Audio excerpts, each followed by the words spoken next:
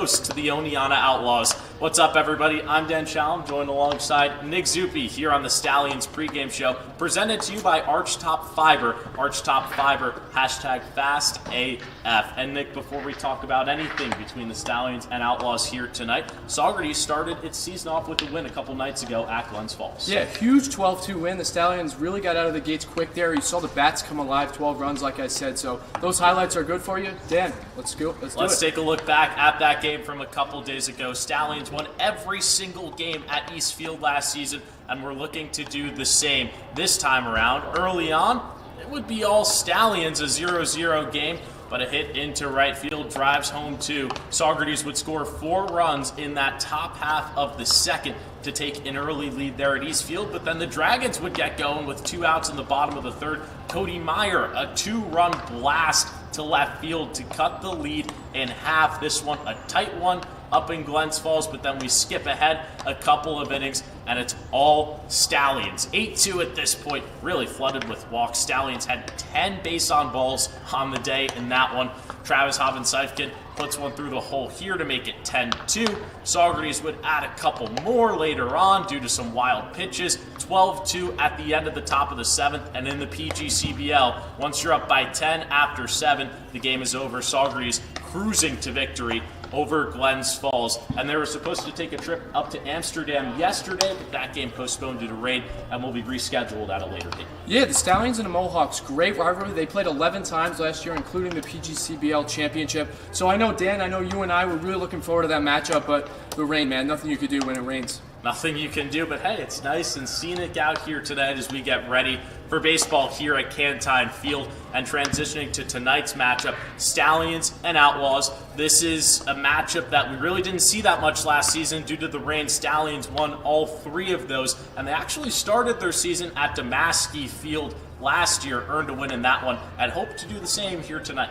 Yeah, I mean, you're going to see the full screen on your screen. It's just utter domination. Stallions outscored them 24-8, a number that is not on your screen. The Outlaws had 10 errors in these 3 games. The Stallions had 0. So all around in these 3 games, Saugerties really just outplayed Oneonta, and hopefully tonight will be the same outcome. We'll talk about the errors later on in the show, because the errors were a problem. Stallions had 3 in the game against Glens Falls, but the pitching was excellent for Saugerties, only letting up 2 runs, and those only being off the home run to Cody Meyer, Jace Van Valkenburg, and Derek Constance locking things down. Yeah, I really love that Saugerties went with 2 guys who were returners. You know, Constance and Van Valkenburg, 2 guys, like I said, who pitched for Saugerties last year, and they really acted like they knew what they were doing. They had been there before, and they really had strong outings, the 2 of them. The one blemish in the 4th inning was by Constance, but other than that, great outings from them. And then we move over to the Outlaws side of things, and you can see it right there on your screen.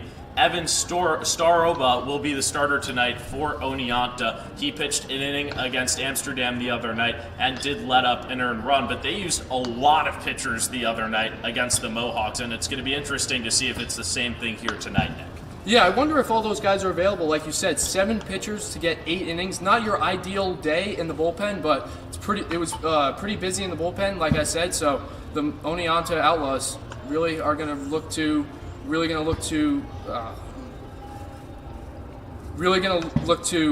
get more depth out of their starter tonight. Yeah, we'll have to wait and see on that one, and we know that the Stallions still have plenty of pitchers and players rolling. You know, only had 9 outfield players ready to go for the game the other day against Glens Falls. And speaking of those players, our sideline reporter Hannah Tampasis talked to a few of the players and coaches around Cantine Field ahead of tonight's matchup about the excitement of starting things here at home. I'm Hannah Tampasis, the sideline reporter for the Saugerties Stallions, and tonight is the home opener. The village of Saugerties has flyers everywhere, a billboard once you're entering the village, and the fans are ecstatic. Saugerties is truly a baseball town. Tonight we're going to ask players, staff, and fans how excited they are about the home opener with just one word. Cinema. Exciting. Electric. One night, Saugerties Stallions, let's go to work. Energetic. Fun. Exciting. Opening night's great. Baseball is awesome. Got 2 young kids here. We're looking forward to having a great time at the game. Phantasmagorical. Thanks so much, Hannah. Can't wait to hear your analysis throughout tonight's game. And now it's time for our keys to the game, starting with me. And for mine, I just got to go with keep it simple. The Stallions had 9 hits that were just singles in that first game against Glens Falls. That's going to be another thing tonight against a tough Oneonta Outlaws squad that will show a lot of different pitchers. Don't try and do too much. Keep it simple. It worked for you in the first game, and do it again. One thing that I want to see be improved upon is the errors. Stallions finished with 3 against Glens Falls. Got lucky because Glens Falls was committing a lot of wild pitches and errors of their own, but that's not going to cut it against a squad like the Outlaws. So those are my 2 key to the games. Nick, over to you. What do you got? Key number 1 is patience at the plate. The Stallions lineup had 10 walks last game. Every starter had a base on balls, and also 3 different guys were hit by a pitch. So if the Stallions can seize a lot of pitches, get into the bullpen, work counts, more opportunities to get on base outside of having to use a hit. And my second key would be jump ahead early. Last game against the Dragons, the Stallions scored 7 runs by the top of the 5th inning. So if they get into that Oneonta bullpen early, it'll be a good sign for the Stallions. Here, after these 2 keys, let's take a look at the upcoming schedule for Saugerties. Yeah, Nick, you mentioned it. Stallions have a loaded schedule coming up after the off day tomorrow. They'll have 3 games in a row on Tuesday, Wednesday, and Thursday, starting with Mohawk Valley on the road. Yeah, there's 2 matchups that I'm really looking forward to. Wednesday against Glen Falls and Sunday against Amsterdam. Glen Falls, obviously, the Stallions just took the town, beat 12-2, so I wonder if they're going to come to Cantine with a little different energy, a little different vibe to really flip that script. And Sunday, obviously, the Mohawks, Amsterdam, huge rivalry, so look for Saugerties to keep this hot streak going so far this season. We'll see, Nick. Should be fun, but we got to get going. Starting pitch coming up. We'll have it for you right after the other side of this break. Nick, let's get going. Let's do it. It's opening night here at Cantine Field as... Well, welcome to Saugerties. Dan Shalom with you alongside Nick Zuppi here for Stallions and Outlaws. Saugerties coming off a win a couple days ago against Glens Falls. They'll look to get their second one on the other side of things. Oneonta, an 8-5 loss against Amsterdam on Thursday night.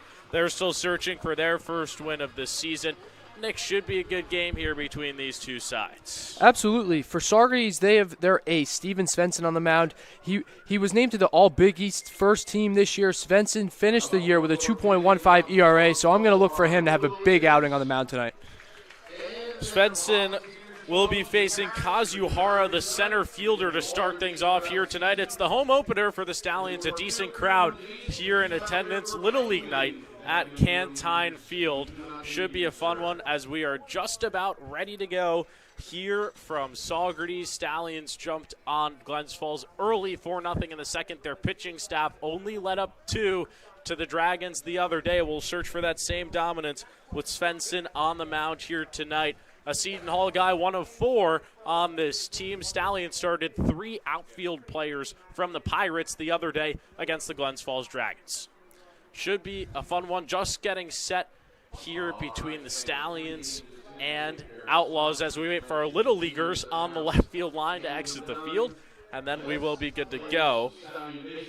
Outlaws never beat the Stallions last year, 0-3, 0-2 here at Cantine Field. Svensson's ready, Uhara is ready, and we've got baseball here from Cantine Field. It's a first pitch strike. Uhara in the box, lefty, 5'10", 160. He's actually from Tokyo. His father played almost 20 years professionally between Japan and the U.S. That one finds the zone for strike 2, and you mentioned that Uhara from Tokyo played at Wofford this past season down there in South Carolina. The 0-2. Swung, but it was fouled off, and behind the dish, Sanchez couldn't come up with it, so the count will stay at 0-2. Sanchez DH'd last game against Glens Falls. Blanco is now the DH, the 2 switch. Blanco caught. He also caught 2-runner stealing last game as well. That one misses down low, and you mentioned that, Nick. The Stallions defensively had a couple of great plays up at East Field the other day, starting with Sanchez. Along with that, in center field, Luis Rodriguez had an absolute missile to nab a runner at home. That one misses on the outside part of the plate, and the count's 2-2. You mentioned Rodriguez. He was the player of the game last game. 2 for 4, like you said. He had the outfield assist in the second inning. 2 for 4, also with a walk. So he did a little bit of everything for Saugerties 2 days ago. Svensson deals strike 3, got him swinging. Uhara down on strikes, and there's one out here in the top half of the first. Strong starts from Svensson, picking up right where the Stallions pitching left off last game. Derek Constance last game gave them 4 innings, 2 runs, quality start, got the win as a result of that outing. Zachary Robinson up next. First time playing this season for Oneonta, the left fielder tonight. Cuts on the first pitch for strike 1. Played at Gardner-Webb this past season, the 6', 165 left fielder. Didn't see live game action, so seeing his first pitches of the season right here against Svensson. He deals 0-1. That one catches the top part of the zone. And in back-to-back batters now, Nick Svensson's up 0-2. This is a great sign. Working ahead, that's the best thing in baseball as a pitcher. If you could work ahead, you could start to throw your junk, start to throw your breaking balls, and get the hitters to go fishing. The 0-2. Breaking ball misses down low. And there it was. Svensson went with the slider right there. I thought he would get Robinson to go fishing for that one, but good discipline from the left fielder. 1-2 pitch. Fouled off to the right side. And Nick, it's opening night here at Cantine Field, Little League night, a Sunday night here in Saugerties, and there is a lot of fans down that left field line. It's just great to have Stallions baseball back. Svensson deals the 1-2, the curveball misses upstairs, and the count's knotted at 2s. I couldn't agree more with you, Dan. This is my first summer in Saugerties. You were here last year. This seems like a really great and fun atmosphere to be in for a baseball game, especially in the summertime. Weather is beautiful, sun is shining, baseball is being played. What could be better, right, Dan? 2-2. Oh, and Sanchez thought he had strike 3. Umpire Joe Lasapinera Sr. does not agree, and the count goes full. 3-2 now, 1 down here in the top half of the first. Svensson comes set, now deals. Strike 3.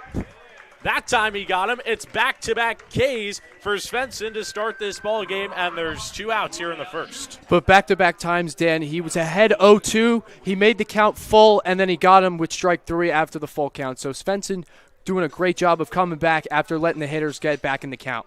Zach Porter, the catcher, will come to the dish now for Oneonta. Another guy who played at Wofford this past season. Only started 2 games with 3 hits. So he's been a guy that's going to look to really succeed here in Oneonta with unlimited reps at the dish. He takes a first pitch ball.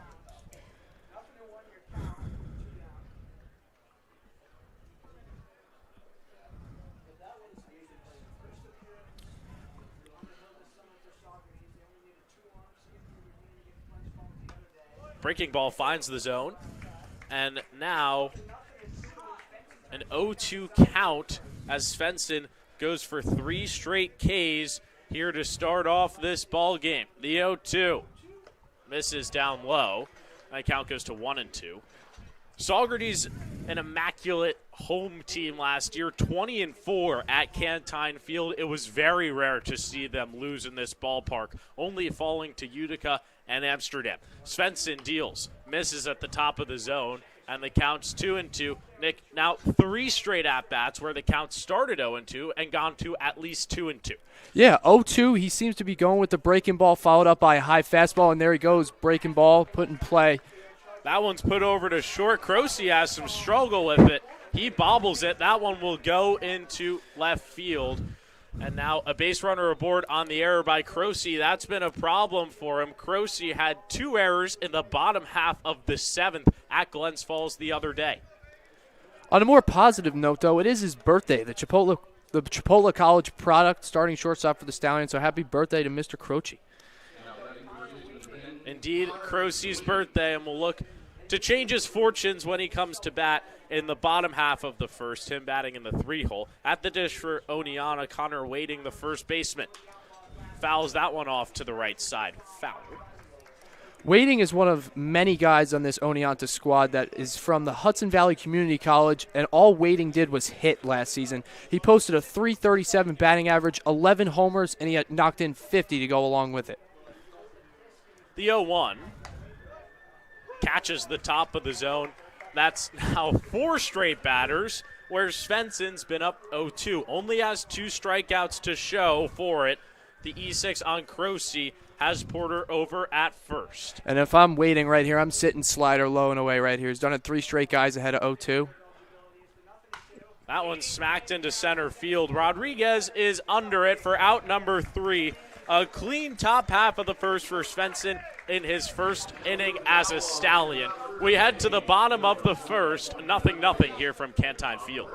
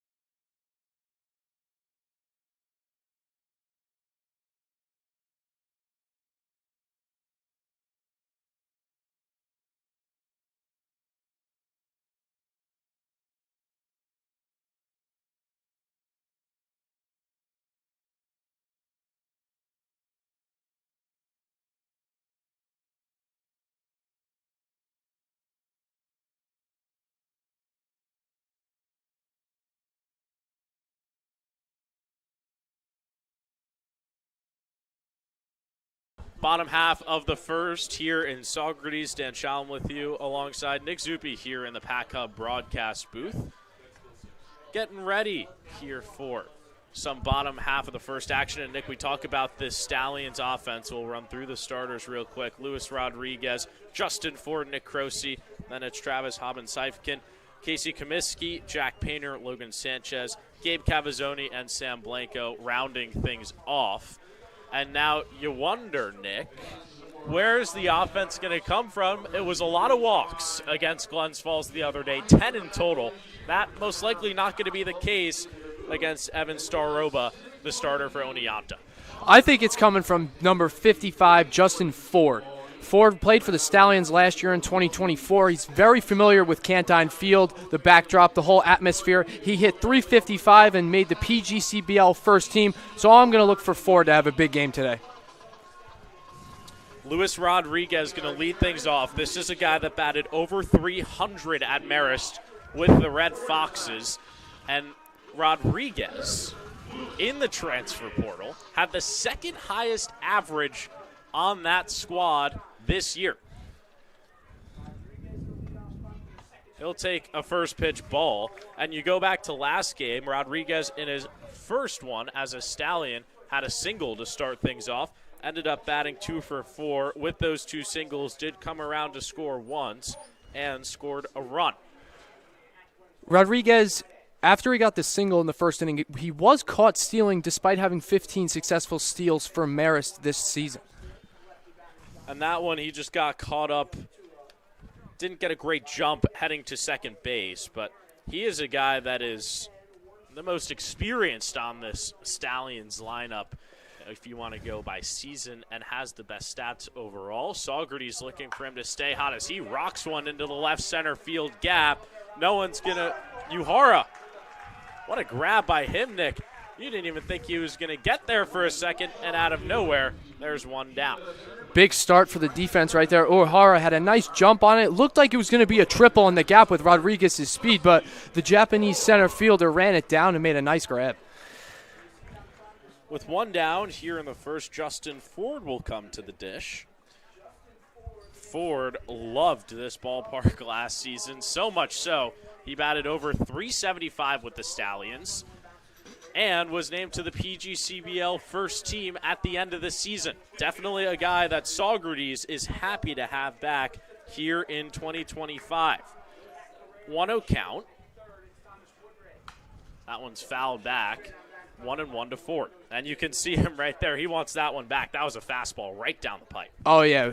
The way he turned, his face was right to our broadcast booth, Dan, and you could see a little grimace on his face. He wanted that one back, just like you said. 1-1. Misses down low. Ford didn't see all that much action at Seton Hall. Only batted 175 this past year, but we know that the potential's there with the 375 in Saugerties last year, and not to mention the fact that he batted over 600 in high school down in New Jersey. Fouls that one off, and the count's 2-2. Despite the 175 batting average, though, he still maintained a 358 on-base percentage in college this past season, so he is definitely a very capable hitter in the box, like you said. The 2-2 misses outside, and the count goes full. Stallions and Outlaws facing each other for the first time this season. Saugerties was supposed to be in action last night against the Amsterdam Mohawks. That one rained out. The payoff gets him swinging. Ford chases above the zone, and there's 2 quick outs here in the bottom of the first. Staroba, 3 fastballs, 3 strikes. All 3 of those strikes, like I said, were fastballs. Ford chasing the last one for the swinging strikeout. The birthday boy, Nick Croce, to the plate now. Still searching for his first hit as a Stallion. Reached base twice at Glens Falls the other day off 2 walks. And found himself in a couple of fielder's choices. Did still finish with 3 RBIs. And he scored a run as well, in addition to having a base on balls in that game. This one's looped to the right side, foul. 1-1 count. This is an Oneonta team that finished 6th in the PGCBL this past season and started hot, but then eventually just fell down the ranks as time went on. Finished with an overall record of 15-12-2, 17 games off Amsterdam for the top spot in the East, and were eliminated in the first round by the Mohawk Valley Diamond Dogs. Croce chases down low. The count's 2-2 as Staroba looks for back-to-back strikeouts here in the bottom of the first. Stallion hitters are behind his fastball. Let's see if Staroba can keep that going. That one just misses upstairs, and the count goes full. On deck for the Stallions, number 7, Travis Hobbins-Siefian, playing right field today. This one's grounded to the right side. Connolly fields it cleanly, throws to first in time for out number 3. After a full inning here at Cantine Field on opening night, we have no score. Head to the second with the Outlaws coming to bat. 5, 6, 7 coming up.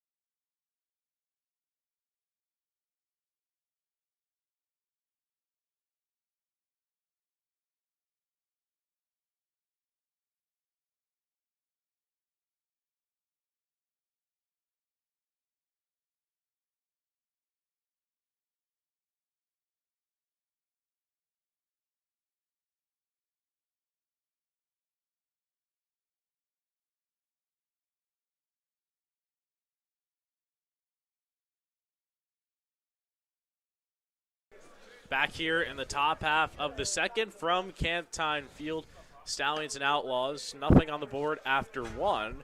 Brendan Connolly, the second baseman at the dish, and Connolly had a monster season at Hudson Valley Community College this past year. 370 batting average. He was just tearing it up, looking to translate some of that success here to Oneonta as he fouls that one off his knee, even though he is wearing the protective guard. But Nick, this a guy that has a lot of pop, especially for a second baseman. For sure. When you hit 370, it's fair to say, like you said, he's definitely a lot of pop. 38 RBIs, too, so that's the biggest thing for me. When the guys are in scoring position, he hits them in, right? That's why he's in that 5 spot, drive in those runs. But one thing important, too, he's hitting behind Connor Wading. He did the same thing last year at Hudson Valley Community College, so the two of them definitely know what it's like to back each other up in the lineup.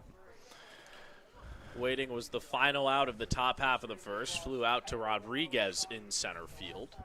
It's a 1-1 count. Here's the pitch. Grounded over to short. Croce grabs it cleanly, throws to first.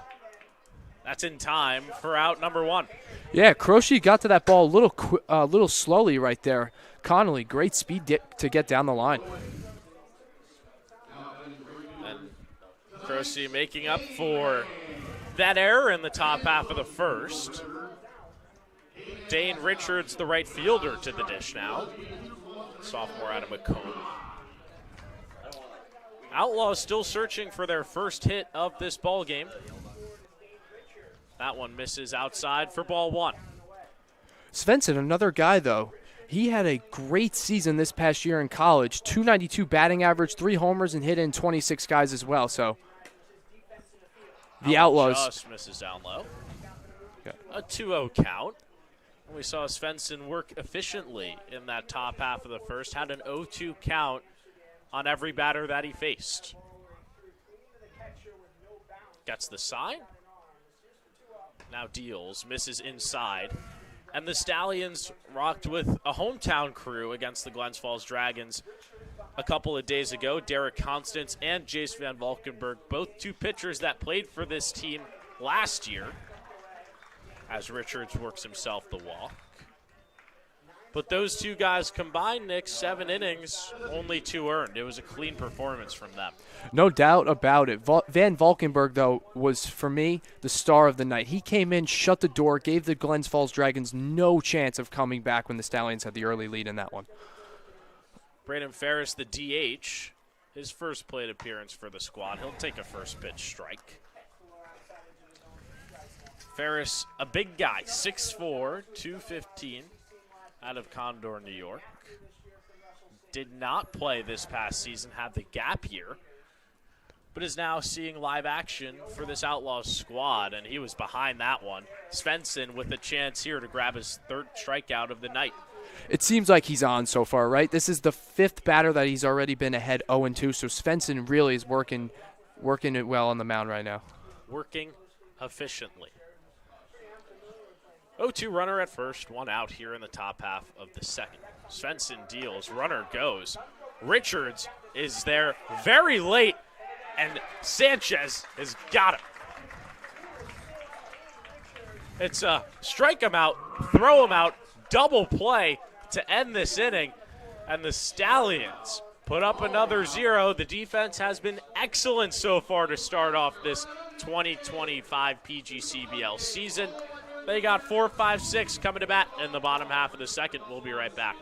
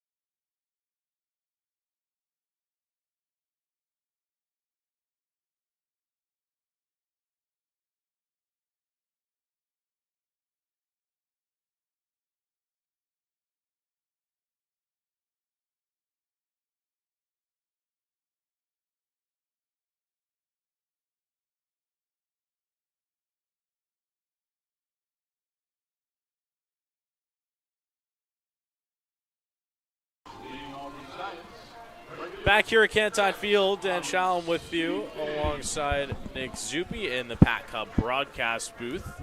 Stallions went down 1-2-3 to start the bottom half of the first. Travis Haben-Siefken trying to change things here in the bottom half of the second. Haben-Siefken, a guy who's very familiar with Canton Field, played here in the 2023 season, batted .250 with Saugerties in that season, and this past year at Johnson University, .387. There's a reason he's batting in the cleanup hole. The 0-1 misses inside for ball one.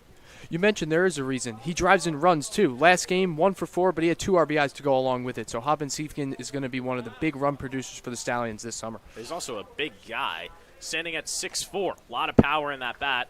Fouls this one off. There's quickly 2 strikes on Haben-Siefken. Staroba's fastball has definitely caught the Stallions off guard so far. We've seen Haben-Siefken late right there. Croce was late, and even Ford was late. So the Stallions going to have to make adjustments on the heater. That one's fouled off to the right side. Count stays at 1-2. The way the Stallions found success on offense the other night at Glens Falls was with the walks. 10 of them in total. And when you walk 10 batters, especially against this Stallions team, they're going to hurt you. Did just that in that 12-2 win at Glens Falls. That one misses down low. Counts knotted at 2s. Staroba right there really winded back and fired. You could tell he had no command of that fastball right there, spiked it in the dirt. This one looped off to the right side. Just the second time that the Outlaws are making a trip here to Canton Field. With all the rainouts between these two sides last season, they were supposed to play a total of 5. Only got in 3 matchups. The Stallions won all 3. Haben-Siefken putting together a fight in this at-bat to start the bottom of the second. 3 foul balls. He's really getting a feel for Staroba right here. So 3 foul balls, like I said, definitely pays off for his next at-bat against the Outlaw righty.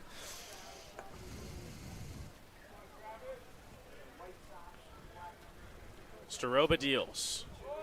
Fouled straight back. And you could tell, kind of similar to Ford in the bottom half of the first, Haben-Siefken wants that one back.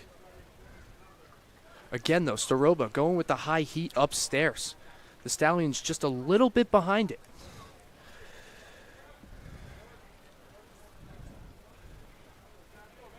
Two-two pitch. Smacked into left field. That's going to be a base hit.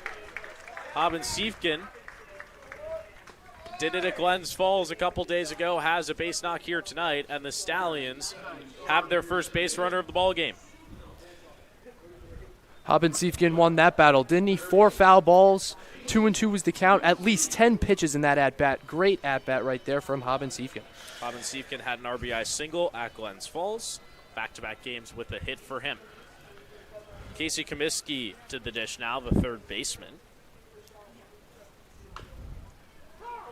It's that one foul off his ankle. Unlike Haben-Siefken, Kaminsky did not have a hit last game, although he did walk once and scored 2 runs. Comiskey, another one of the Seton Hall players that's on this squad this year, Ford and Croce being the others, a lot of them in this lineup along with Cavazzoni. So this team already kind of bonded with each other here in Saugerties. There's a runner at first. Here in the bottom half of the second, they'll give a check over on Haben-Siefken. Nothing there.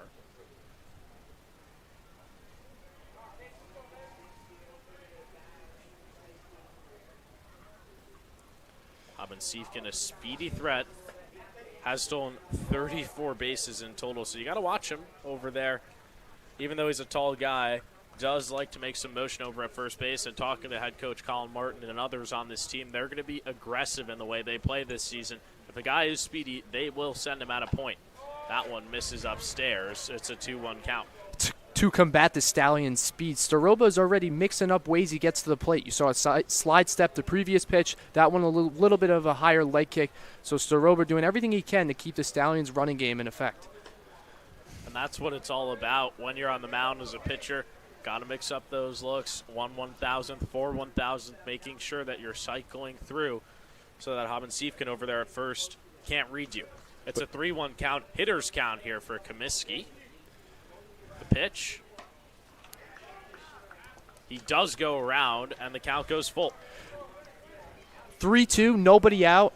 I wonder if Hobbinsefian is going to be on the move right here, getting a scoring position with one out. If it's close, he's swinging either way, Kaminsky. So I wonder if Hobbinsefian will get his legs going. Would also break up a potential double play for the Outlaws. He will go. That one's ball 4, so steal doesn't matter. Hobbinsefian moves over to second, and now the Stallions are set up. Runners at first and second here in the bottom half of the second with nobody out.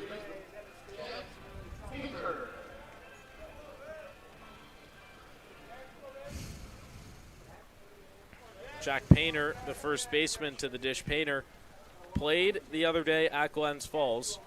Had 2 singles in that one, including an RBI along with a walk.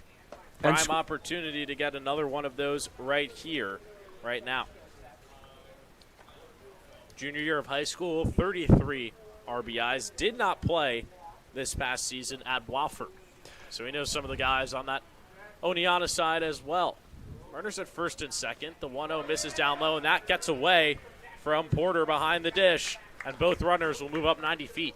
There it is. I know it's a wild pitch, but the Stallions' running game already advancing bases without a ball being put in play.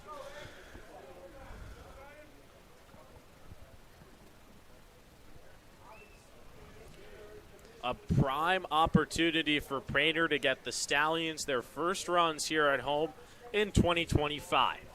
Runners are at second and third. There's nobody out. A ball to the outfield. Will plate 1. Here's the pitch. Catches the top of the zone for strike 1. Really brought the heat there, didn't he? We heard that pop. That was a great pitch right there from Staroba. Staroba let up a run against Amsterdam the other day in the Oneonta opener. Only pitched a single inning, so already going more than he did at Shuttleworth Park. And he's worked himself back into this count. It's now 3-2. If I'm Painter right here, anything close, just put it in play. Infield's playing back, like you said earlier in the at-bat. Prime opportunity to get an RBI. Stallions hoping to get on the board early. Painter trying to deliver. A 2-2 misses on the outside corner. And now a full count. Well, there's been one walk in this inning, that being to Comiskey in the last at-bat. Hobbinsefian reached on a single to start off the bottom of the second. Stallions scored 4 in the second at Glens Falls the other day. The payoff misses upstairs, and the bases are loaded with nobody out for the designated hitter, Logan Sanchez. Painter did a great job of working that count. 3-2, full, takes ball 4. Jack Painter making Staroba work right there, drawing the base on balls.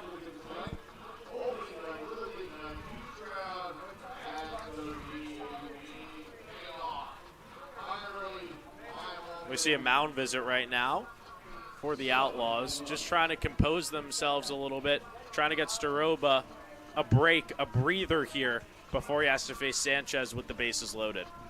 Sanchez, last game against Glen Falls, went 1 for 4. He had an RBI as well, so Sanchez can almost double his tally from last game with a base hit right here. That would score 2. Sanchez has a lot of power in that bat. Hoping to make an impact here early, and he was definitely trying to hit the ball far on that one. Fouls it off to the right side, but a big step in that swing. It's 0-1. You mentioned he is very powerful. As a junior, he hit 371, but he had an OPS of over 1,000 to go along with 33 RBIs that year as well. That one misses down low. And Sanchez batted .286 this past year at North Central Texas. 14 RBIs. The chance to up those numbers right here, right now. Bases are loaded with ponies. It's 1-1. The pitch. A big cut and a miss. And now Sanchez has to work. 1-2, a ball in play, should score a run. Sanchez looked like he was going to hit that ball over the pavilion right there, right? He used everything in his body to swing the bat right there.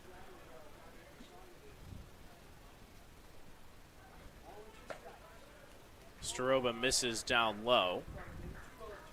Gabe Cavazzoni, the second baseman, on deck. Another Seton Hall guy, had a single and 2 walks against Glens Falls.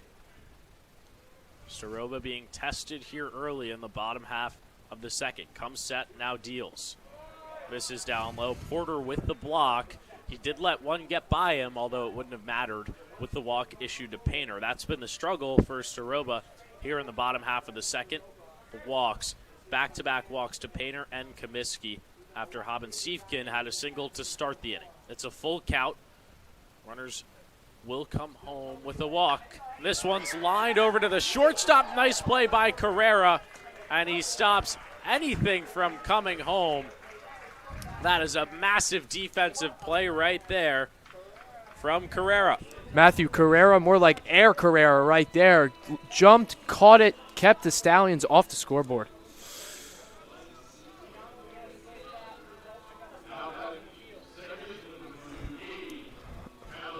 Up next with one out and bases loaded, number 22, Gabe Cavazzoni. Stallions still searching for something here in the bottom half of the second after the line out to Carrera. First pitch strike there from Staroba.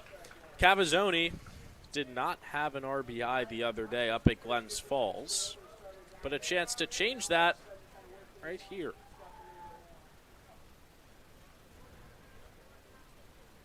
Bases are loaded. It's an 0-1. Misses upstairs. Counts 1-1. Stallions like to start scoring early. They had a .275 average as a team last year, which ranked second in the PGCBL. A very dangerous offensive squad. Cavazzoni looking to deliver as that one's in there for another strike, and it's 1-2. All fastballs from Staroba right here to the Stallion 8-hitter, going right after him with the bases juiced.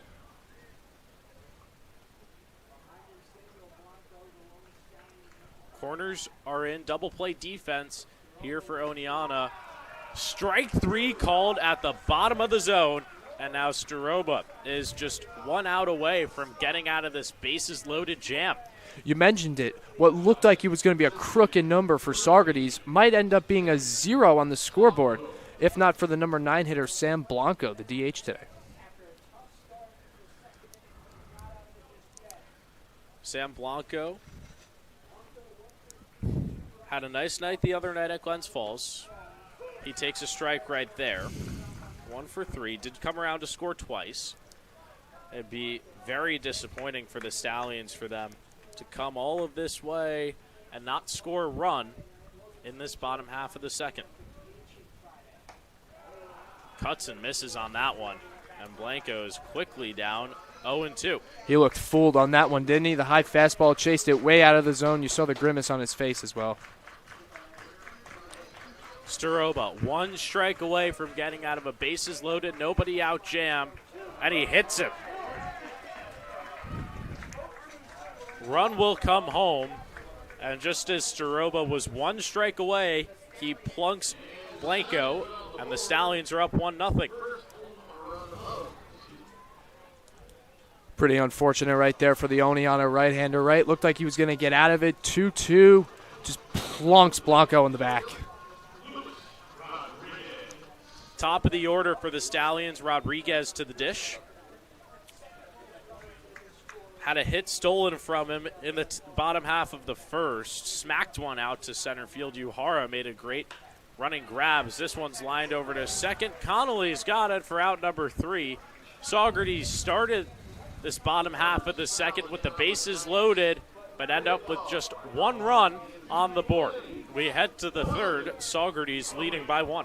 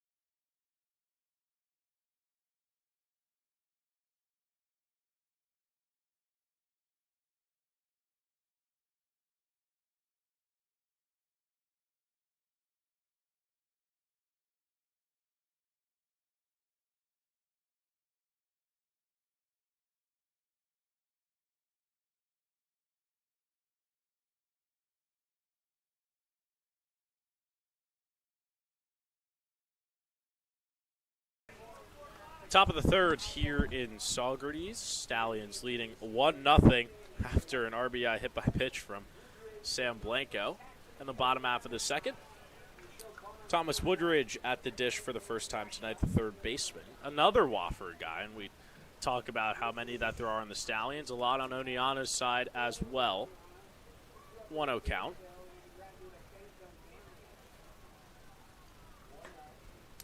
That one finds the outside part of the zone for strike one. Svensson's been excellent so far for Saugerties. Only one hit allowed over 2 innings of play.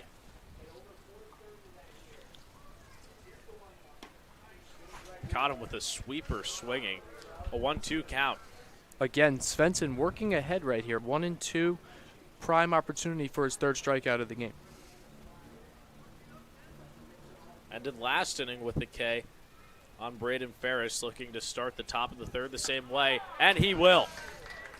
Another K for Svensson, and there's one out here in the top half of the third. Completely froze Woodridge right there. Fastball right down the middle. Woodridge looked like he was sitting breaking stuff, just completely fooled the left-hander.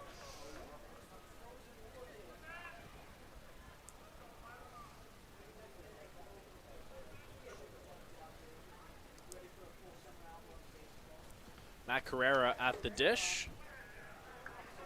He's the 9-hole hitter tonight over at short. And Carrera played his collegiate ball over at Hudson Valley Community College, a place that's very close here to Cantine Field, and raked over there, a .392 average on the season. Oneonta has some pop here at the bottom of the lineup. That one's fouled off for a strike. It's 1-1. He also knocked in 39 runs, so if the bottom of the order can create a little magic, get some runners in scoring position, Carrera definitely likes to hit them in.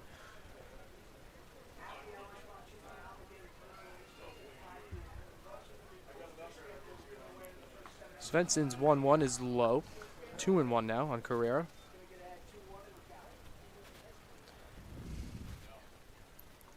Carrera still searching for his first hit as an Outlaw this season. It's a 2-1. Chopped over to the left side. Crosey's on it. He'll throw to first. That's in time. 2 quick outs here in the top of the third. Shortstop on shortstop crime right there. Carrera grounds one to Crosey. So far in this game, Svensson has worked very well in the top half of the first. Strikeout, E6, and then a fly out to center field in the second, a ground out to short. A walk where Sanchez ended up catching Richard Stealing, and then back-to-back Ks. Gets us to the top of the lineup once again. Kazuhara at the dish for the second time tonight.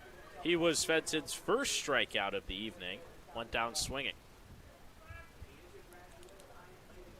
He did work back in the count, though. Down 0-2, forced the full count, but eventually, like you said, Svensson got him swinging for strike 3. And that's something you can't ignore either. Svensson had an 0-2 count on each of his first 4 batters here tonight. This one's grounded over to short. Capazzoni in time, and the Stallions have played some clean defense here to start off this game after 3 errors at Glens Falls the other night. Saugerties has 3 straight zeros on the board to start this game, and they're coming to bat in the bottom of the third. Stay with us.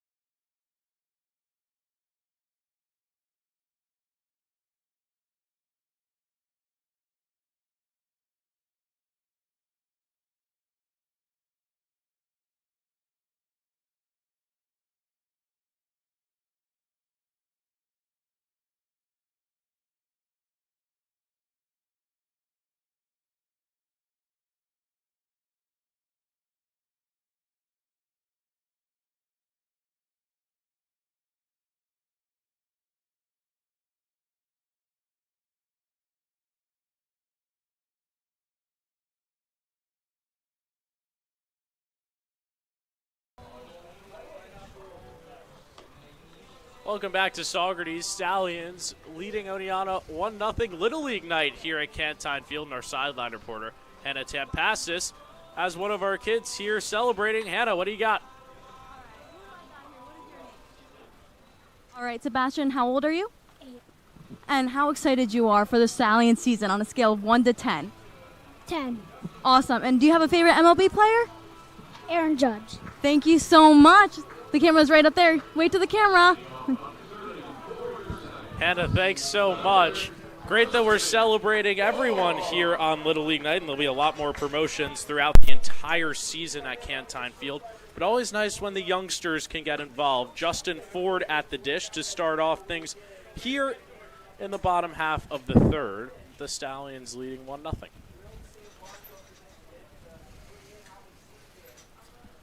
Ford smacks this one into left center field. Robinson chasing. He's not going to get there, and the ball takes a funny bounce. Ford chugging for second. He's in there with a double. Another First runner in extra base scoring hit of the position season. with nobody out. Back-to-back innings now. The Stallions have that opportunity. Look, let's see if they could put up more than one. And that's the power we know that Ford has with this team. There was a reason he was on that first team All-PGCBL squad last year. Nick Croce grounded out over to second base in his first at-bat. A chance to knock in Ford here in the bottom half of the third. The Stallions, last inning, had the bases loaded with nobody out and only ended up plating 1 run. Looking to change their fortunes here in the bottom half of the third with Ford over at second and nobody out. That one misses upstairs. That's 1-1. Croce did have 3 RBIs last game despite not having a hit, so the 3-hole hitter for the Stallions definitely likes batting with runners in scoring position. That one's tasered down the left side, just foul. Croce nearly had himself an RBI extra base hit. At his first hit with the Stallions, that would have been.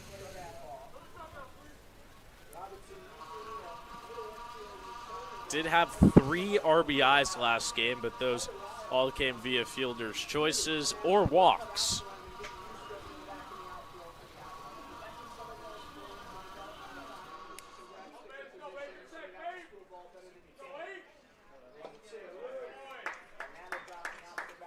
Two count. Beautiful night here at Cantine Field. The showers yesterday postponed the Stallions matchup with the Mohawks at Shuttleworth Park. That one getting rescheduled for a later date here in this 44-game campaign. That one actually comes foul. Joe Lassa-Panera Sr. calling the play dead behind the plate. Croce just got a piece of that one. I thought it would be a pass ball, but definitely a foul ball right there. Saugerties just 2 hits in this game so far. Croce had 26 RBIs this past season at Chipola College. Looking for 27 here with the Stallions in the bottom half of the third. Smack to the right side, waiting, grabs it. But Ford will move up 90 feet, so a productive out number 1 here in the bottom of the third. Sets up a perfect RBI opportunity for Haben Siefkin. He had a great at-bat last time, a nice single to left field, so if he does it again, it's 2-0 Stallions. Ford is over at third after his leadoff double. Haben Siefkin already this season 2 RBIs, both those coming at Glens Falls the other day. Singled and came around to score. Is the only run of this game so far here tonight. That one misses upstairs. It's 1-0. In his previous at-bat, he had one heck of one. 4 foul balls, saw a lot of pitches from Staroba. It's just a way to fight through it. Stallions looking to double their lead. This one's rocketed out to right center field. Should be deep enough to score the run. Uhara's got it. Tagging home to score is Ford. Haben Siefkin's got the sac fly. It's 2-0 Stallions. Productive baseball, right? Ford is on second. Croce gets him to third, and Haben-Siefken hits him home. Productive baseball from the Stallions right there. So 2-0 now. Stallions with runs in back-to-back innings. Casey Comiskey to the dish, the third baseman, with 2 outs here in the bottom of the third.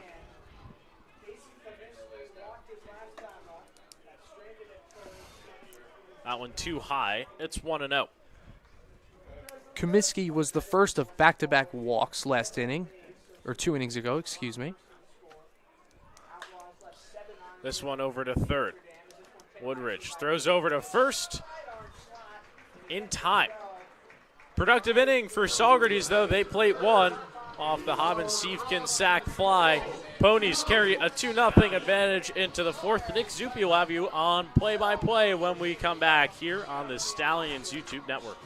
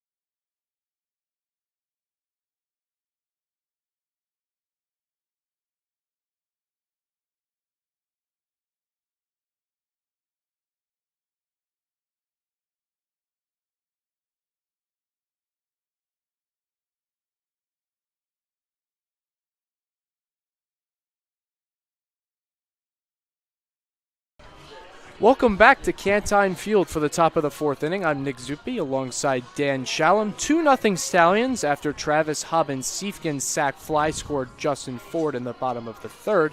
Steven Svensson for the Stallions is dealing thus far 4 strikeouts in the first 3 innings to start tonight's contest. Svensson, no walks either, so he's dominating the zone against the Oneonta Outlaws thus far. Svensson's ready.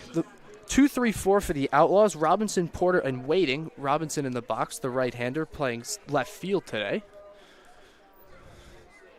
Svensson winds and fires. His first pitch is outside, falls off to the left side of the mound for ball 1. Svensson's been so good so far in this game. He's got 4 Ks on the day and just 1 walk. Has only faced 1 more batter extra than the minimum up to this point. Svensson's 1-0 is to the backstop 2-0. Unlike Robinson's first at-bat, Svensson behind 2-0, whereas in the first one he was ahead 0-2. The right-hander from Seton Hall. 2-0 is the count. Winds and fires. Late is Robinson on the fastball. Strike 1. Svensson really brought the heat right there. That's the key. Just pound the zone. Attack these hitters. They haven't shown that they can beat Svensson so far, so just keep attacking him. Just a bit outside. He tried the fastball again. 3-1 now. Prime hitters count for Robinson. Zachary Robinson playing left field today. Playing at Gardner-Webb. Svensson winds and fires. Fastball on the outside corner. Strike 2. 4 straight fastballs from the Stallion right-hander. Now the count is full. On deck for the Outlaws is Zach Porter, the catcher today. Full count, 3-2. Svensson deals, foul tipped into the catcher's glove for strike 3. Blanco does a nice job of holding on right there for Svensson's 5th K of the game. He's been spectacular, and like we were just talking about, Nick, why not go after Robinson right there? You K'd him looking in his first at-bat. Do it again, and he's shown over and over so far in this outing that he can play and be very effective for this squad. Now the 3-hole hitter, Zach Porter behind the dish. His ball is popped up foul right side. Haben-Siefken is underneath it. Painter is underneath it. Makes the play for a 1-pitch out for Svensson after the full count strikeout of Robinson. The next batter now is the first baseman Connor Waiting. He flied out to Rodriguez in center after Porter reached on an error back in the first inning. Svensson does a great job of getting a one-pitch out after a little bit of a longer at-bat to start the inning. Svensson winds and fires. His breaking ball is way low for ball 1. Just been such efficient work so far from Svensson. You really could not ask for more if you're head coach Colin Martin. His 1-0 is a strike. Again, these Oneonta Outlaw hitters are behind on the fastball. Svensson's just been throwing the gas high in the zone, and the Outlaws can't seem to catch up to it. Here he is, 1-1 count now. Breaking ball this time completely fools waiting. 1-2, and Svensson again ahead 1-2 on waiting, just like he did back in the first. Right back to the fastball here. Svensson looking to put up another 0. Blanco thought he did, but that is a ball right there. Svensson liked his pitch on that one. 2-2 now the count. Thought he had it. Similar to the first inning, too. Svensson's got to put together one more good pitch here. Two balls, 2 strikes, 2 outs. A breaking ball. Peltz waiting in the back. So there will be a runner on first for Brendan Connolly. And that's really the first mistake, if you even want to call it that, from Svensson in this game. The other walk against Richards, battled in that one, just let the count get away from him. That one, the first true shoot-yourself-in-the-foot moment for Svensson of this game. Connolly in his first at-bat hit a ground ball to second base that Kaminsky fielded and fired to first. His 0-0 pitch is fouled off to the right side at first strike 1. Svensson, the Seton Hall product, pitched 51 innings this year for the Pirates. He allowed 48 hits and 25 earned runs this past college season. Ahead in a count, 0-1 with 2 outs. Winds and fires, lined into the left field gap for a base hit. Ford fields it, hits the cutoff man Croce, and now the Outlaws here with 2 outs have some action brewing, don't they, Dan? It's their first time that they've had a runner in scoring position in this game. Time to see if they can do anything with it. Going to be interesting here. We really haven't seen them have a scenario in this game where they could score. Well, the guy that would have to do the damage right here is Dane Richards, number 1, playing right field today. Richards has a chance to redeem himself right here with an RBI single after going an 0 for last game with 3 strikeouts against the Mohawks. Svensson now working for the first time in a runner in scoring position. His slider is lined up the middle for a base hit. Rodriguez fields in center. His long throw home is not cut off. Gets behind the catcher of Sanchez. Svensson with the backup. Now the runners advance to second and third. Phenomenal swing from Dane Richards. Gets the Outlaws on the board. 2-1 Stallions over the Outlaws. And that one right there kind of goes on Sanchez. The throw seemed like it could have been on time. Sanchez had to play it on a hop from Rodriguez. And then that ricochet doesn't go your way. Ball goes to the backstop. And now some serious trouble for Svensson. The first baseman, Painter, was the cutoff man. Rodriguez gunned a guy out at home last game, so it was a smart move of letting the throw go by, trying to nab the runner at home with 2 outs, get the Stallions back in the dugout to put up more runs. But what have you seen from Svensson thus far, Dan, that's really different this inning compared to the 3 zeros he put up? I don't think it's really anything different at all. I mean, he let a off-speed pitch get away from him that touched, waiting, and then single to Connolly really wasn't that big of a deal. It just kind of got through the hole. And then that last play on Richards should have been an out, really. So I don't think that Svensson's done anything wrong, and he can't let that rattle his confidence here because he's been pitching great so far. Svensson, first pitch is fouled softly to the right side. Number 25, Braden Ferris, the designated hitter, is up for the Outlaws. Svensson ahead 0-1 after the mound visit moments ago. Just the guy you want to face here if you're Svensson. 0-1, winds and fires. His breaking ball is check swing for a strike. Ferris went around. So now Svensson 0-2 ahead in the count with 2 outs. Has a chance for the Stallions to get back in the dugout after the Oneonta cut the deficit in half. Rain starting to fall, though, despite the sun. a sun shower here in Saugerties. Svensson's 0-2 is on the outside corner, just off it. Svensson tried the breaking ball, back-to-back pitches, just off the outside corner. Ferris has shown so far in this game that he doesn't really seem comfortable at the plate. Attack him with a fastball. He's got that bat choked up right now. 1-2 now. Fouled off again. Fastball up in the zone. Rich Ferris got wood on that one. Connolly the runner at third. Richards the runner at second after his RBI single brought in Waiting moments ago. 2-1. Oneonta has 3 hits. Stallions only have 2, despite being ahead 2-1. Svensson's 1-2 is swung on and missed, strike 3. So after surrendering 1, Svensson strikes out Ferris to get the Stallions back in the dugout. 2-1 Stallions over the Outlaws. We'll be right back for Saugerties hitting next inning.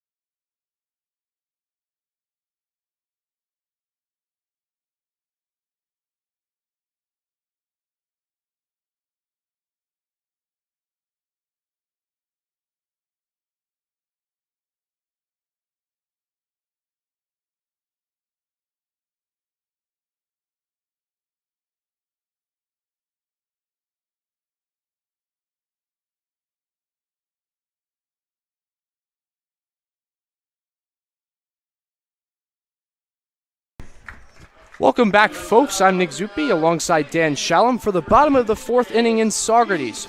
We have a new pitcher for the Oneonta. Bottom of the 4th, Zach Rowe, the left-hander, 6'2", 185, freshman at SUNY Oneonta from Hudson, New York. Yet to appear in a game for Oneonta, will face Painter, Sanchez, and Cavazzoni here in the bottom of the 4th. And Staroba, 3 innings of work, 2 hits, 2 runs, both of them being earned. Exits the game with just 2 strikeouts and 3 walks. So really not that bad of a day from Staroba. Interested as to see why they made the pitching change now. Staroba has shown throughout this game that he can kind of get out of trouble. So it's going to be interesting to see how Rowe pitches as he's got the Stallions 6, 7, 8 hitters coming up. Well, Zach Rowe saw minimal action last year at SUNY Oneonta. He made 12 appearances, but he did start 8 of those games. He had a 4.46 ERA with a record of 2-2 in just over 42 innings of work. Painter will be the leadoff batter for Saugerties. His first at-bat was a walk in the bottom of the 2nd. Left on left here, and the early mound visit before a pitch is even being thrown from Oneonta. And interesting, too, right? Plays for Oneonta, and then now on the Oneonta summer team. So it seems like just a guy who likes to stay local, Nick. Yeah, just like you said, seems like a guy who likes to stay local. New York must have a soft place in his heart, right? I think it has a soft place in all of our hearts, given that the Stallions are located here. Also going to be interesting to see how Painter fares after that walk in the 2nd. First pitch of the inning is a breaking ball strike on the inside corner from Rowe. The lefty is 6'1", crafty left-hander, uses a variety of breaking stuff to get the job done. Painter, the 0-1 pitch is inside for a ball, just inside. Back-to-back breaking balls early on from Rowe. In that first game for Oneonta against Amsterdam the other day, that was just a full bullpen game for them. They were trying out all of their arms. Someone different pitched in every single inning. So in this game, they have some length from Staroba, but now we're going to start to tap into the bullpen depending on how Rowe fares. You mentioned that exactly. No pitcher threw more than 2 innings, so to get 3 out of Staroba is probably a bonus for the Oneonta dugout. 2-1 pitch is fouled off. 2-2 now. Painter in the box for the Stallions. Last game against Glen Falls, he was 2 for 4 with a run, an RBI, and a walk. One of every Stallion starter to draw a walk, but goes fishing right there for strike 3 as Painter goes down on strikes to start the bottom of the 4th. And that's an at-bat that Painter's going to want back. It really wasn't that competitive for him and ended up chasing that curveball down in the zone. And also now a time for Logan Sanchez to make up for last time he was at the dish. Came up with the bases loaded and nobody out and lined out to short. He did put a good swing on it, though, right-hander against right-hander. Now he's facing the lefty, which in college last year he did hit a little bit better. Sanchez in the box, the 0-0 pitch. Breaking ball again on the outside corner from Rowe for a strike dropped by the catcher Porter. 0-1 now on Sanchez. Like Dan said earlier, had a line out to short. Carrera made a jumping play to save 2 runs from Saugerties. Rowe's 0-1 pitch is chopped to third. Woodridge fields, fires across the diamond, and gets Sanchez here in the bottom of the 4th. So 2 quick outs from the Oneonta southpaw.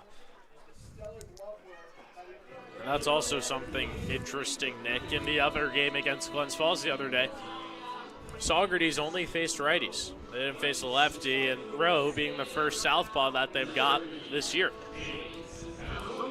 You would think, though, that the lefty on the mound actually helps Saugerties, given that they have 8 right-handed batters in the lineup, including 2 that are hitting in this inning. Cavazzoni squares for the bunt, but the pitch is outside, takes it for a ball. And still rain coming down here as well. A little bit of a sun shower. I mean, you can see the clear skies in center field, but still some precipitation on Cantine right now. Cavazzoni late on the fastball right there. 1-1 now. Rowe gets the count back to even.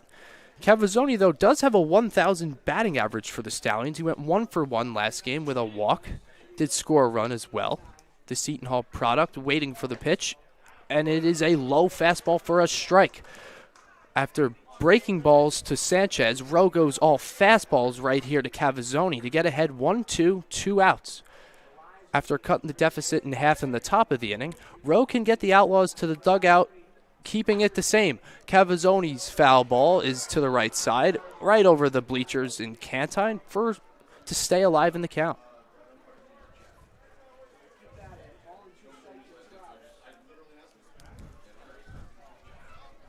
Action in the Saugerties bullpen. There's a left-hander throwing down there for the Stallions. So I wonder if Svensson next inning will come out for the 5th, or it will be that left-hander in the bullpen. Rose 1-2 is outside 2-2 on Cavazzoni. If you turn back to last game, Constance, who started for the Stallions, only went 4 innings, so it could be one where head coach Colin Martin throws Svensson out there and sees what he can get. 2-2 pitch, fastball inside, 3-2 now. Cavazzoni, after being down 1-2, works the count full. The DH today, Sam Blanco, will be up next. He was hit by a pitch that scored a Saugerties run in the bottom of the 2nd. Rowe ready. His pitch is a breaking ball lined hard foul down the third base line. Cavazzoni was very early on that breaking ball, sitting fastball, it seemed like. Still a chance, though, to do something here with a full count, 2 outs.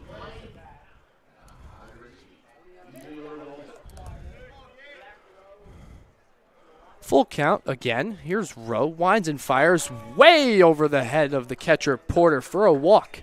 Cavazzoni, 3 foul balls in that at-bat, works himself a walk. Now a base on balls and back-to-back games for the Seton Hall product.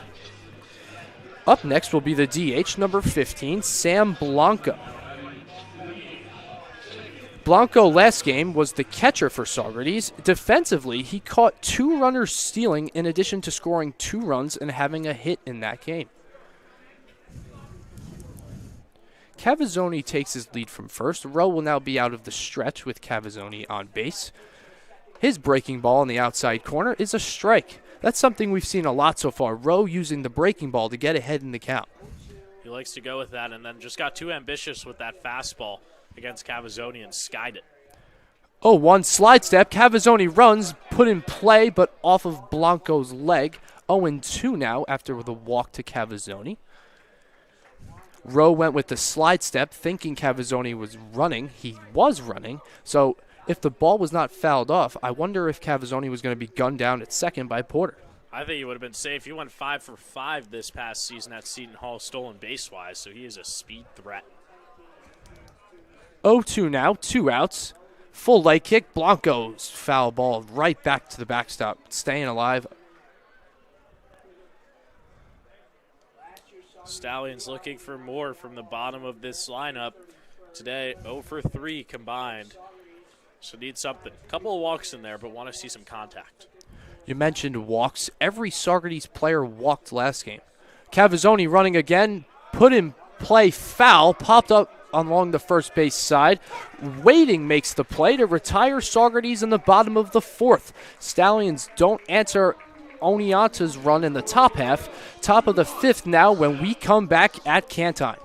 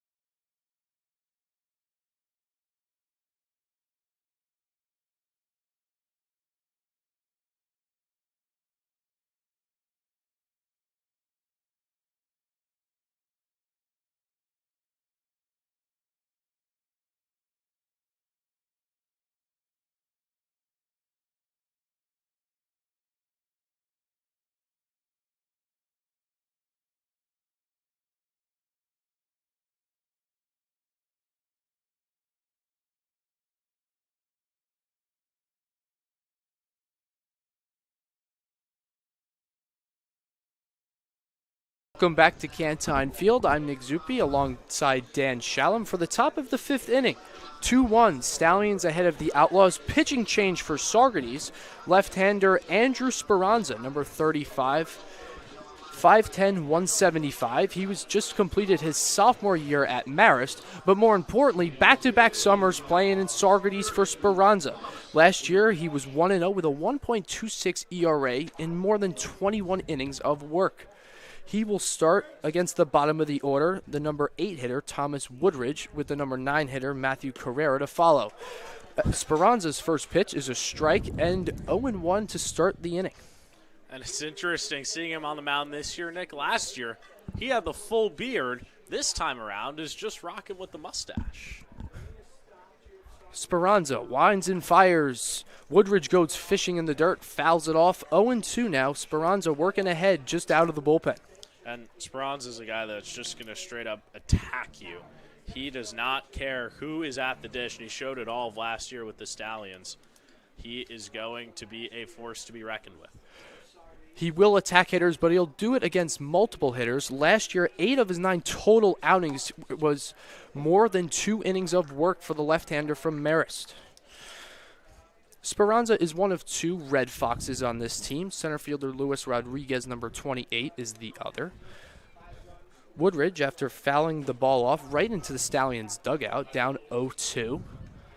Speranza out of the windup. His pitch is a breaking ball hit high to right field. Hopfen-Siefken is camped underneath it, and Speranza gets his first out against the first batter he faces here in the top of the 5th. Just what you want to see from Speranza to start his outing. And you look back to Svensson. What a beautiful outing out of him. Goes 4 innings strong, giving up just 1 earned run and only giving up 3 hits, Nick. He was brilliant. Back-to-back games now, the Stallions have received excellent outings from their starters. 8 innings combined, only 3 runs total. Speranza winds and fires. His breaking ball is way outside to the number 9 hitter, Matthew Carrera. Carrera playing short today, robbed the Stallions of 2 runs with a jumping play in the bottom of the 2nd inning when they had bases loaded and 1 out. Ahead in the count, 1-0. That's really what's keeping the Outlaws in this game. Stallions could have opened things up. Carrera takes the fastball inside, 2-0 now. 1-1. Maybe a hole there in Sanchez's glove. Went straight through it.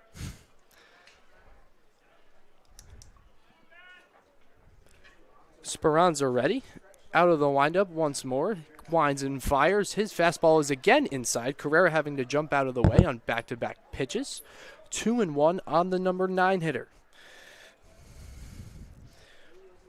Carrera did play for the Outlaws last season. He batted .280, including 2 doubles, but he had 9 RBIs to go along with it. Speranza gets the sign from Sanchez. His 2-1 is a ball 4. Carrera draws the walk against Speranza, and Oneonta has something cooking. Runner on first, 1 out against the Saugerties southpaw. Top of the lineup now for the Outlaws. Not a walk you want to give up, as it just resets everything for this Outlaws lineup and gives a chance for Uhara, who's 0 for 2 tonight, an opportunity to get something cooking. He was blown away by Svensson, though. Both times, strikeout in his first one and a weak pop out to second. Let's see if the Japanese native can have a better at-bat against the lefty Speranza. Speranza starts ahead in the count, 0-1 on the Oneonta left-handed batter. Carrera away at first. Takes his secondary, pitches outside, 1-1 now the count, back to even. In college this past season, Speranza pitched 34 innings. He gave up 18 earned runs for an ERA of 4.76, but he did strike out 36 guys in those 34 innings. His 1-1 is in there with a fastball for strike 2.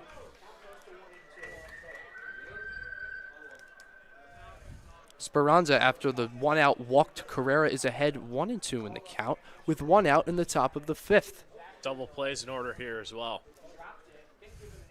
Carrera not going anywhere. Thought he'd pick off, but Uhara fouls it off in the box, so 1-2 will be done again. Uhara, despite moving to the United States from Tokyo, Japan, went to high school at IMG Academy, where he hit .493 while going a perfect 20 for 20 on stolen bases during his senior season. Speranza's 1-2 pitch is a fastball in the outside corner that just misses. He wanted that one for strike 3, so now the count is even back to at 2-2. Outlaws looking for something here. Haven't had a hit in 4 batters. Carrera takes his lead away at first. Pitch in the dirt. Full count now on the Outlaw leadoff hitter. Up next will be Zachary Robinson. He is 0 for 2 with 2 strikeouts thus far. Robinson playing left today, number 48. Carrera takes his lead. Speranza set at the belt. He winds and fires, and it is a fastball on the outside corner for strike 3. After being ahead 1-2, Uhara worked the count full, and Speranza gets him looking on the outside corner.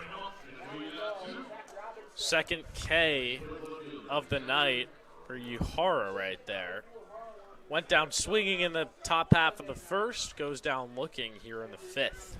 7 strikeout thus far for Stallion pitchers. 2 outs now. Zachary Robinson will be the batter for the Outlaws.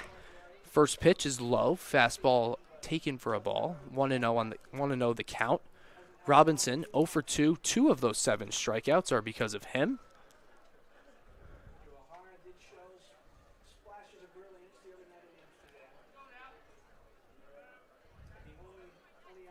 Carrera still away at first after working a walk his previous at-bat.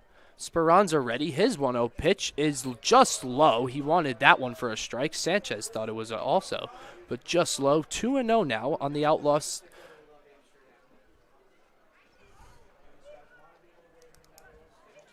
Robinson 0 for 3 tonight. 2 strikeouts, both looking. He's got himself in a favorable hitter's count right now. 2-0 count. Carrera away from first, not going anywhere. Fastball in there for a strike at the top of the zone. After two straight fastballs, Speranza follows it up with another one to get his first strike of the count. 2-1, 2 outs.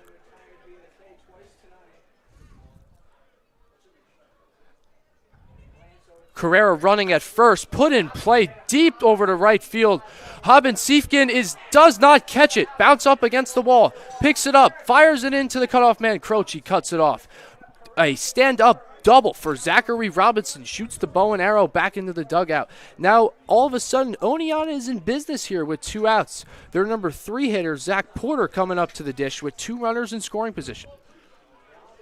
That one, Siefkin out there and right just did not have a good read on that ball. Actually took the first step forward before charging backwards.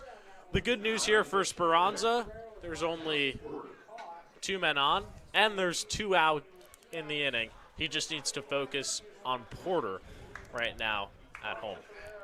On that Robinson double, though, Carrera was the runner at first. There's 2 outs. He wasn't running. He thought there must have been 1 out. He could have scored from first on that very double. Speranza's first pitch is a changeup at the bottom of the zone. Gets Porter chasing for strike 1. Porter thus far is 0 for 2. He reached on an error from Croce in the first, followed up by a pop-out foul to the first baseman of Painter. Oneonta catcher down 0-1 in the count. Speranza winds and fires, blocked nicely by Sanchez. Just saved a run right there with Carrera on third base. 1-1 now the count.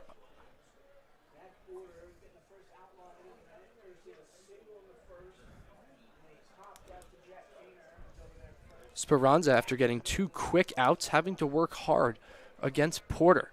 Favorable matchup, right-handed hitter against a left-handed pitcher. Porter in the box late on a fastball right down the middle. Speranza lights up the Raider gun on that one for strike 2. Threw it right by him. 1 pitch away from getting out of this jam. Just like Oneonta did in the bottom of the second. Bases loaded, nobody out. Saugerties only plates 1. Can the Stallions return the favor with 2 men in scoring position for Oneonta? Speranza ready. His pitch is low in the dirt, blocked again nicely by Sanchez. That's a big play there by Sanchez just to keep that ball in front of you because you know at this point that Carrera is speedy. He tried to steal a couple times already. He's going to run if the ball gets past Sanchez at home plate. 2-2 now. 2 balls, 2 strikes, 2 outs here on the top of the 5th. Stallions ahead 2-1. 2 hits for Saugerties, 4 for Oneonta. The pitch is low in the dirt. Backhanded scoop nicely by Sanchez. Full count now on Porter.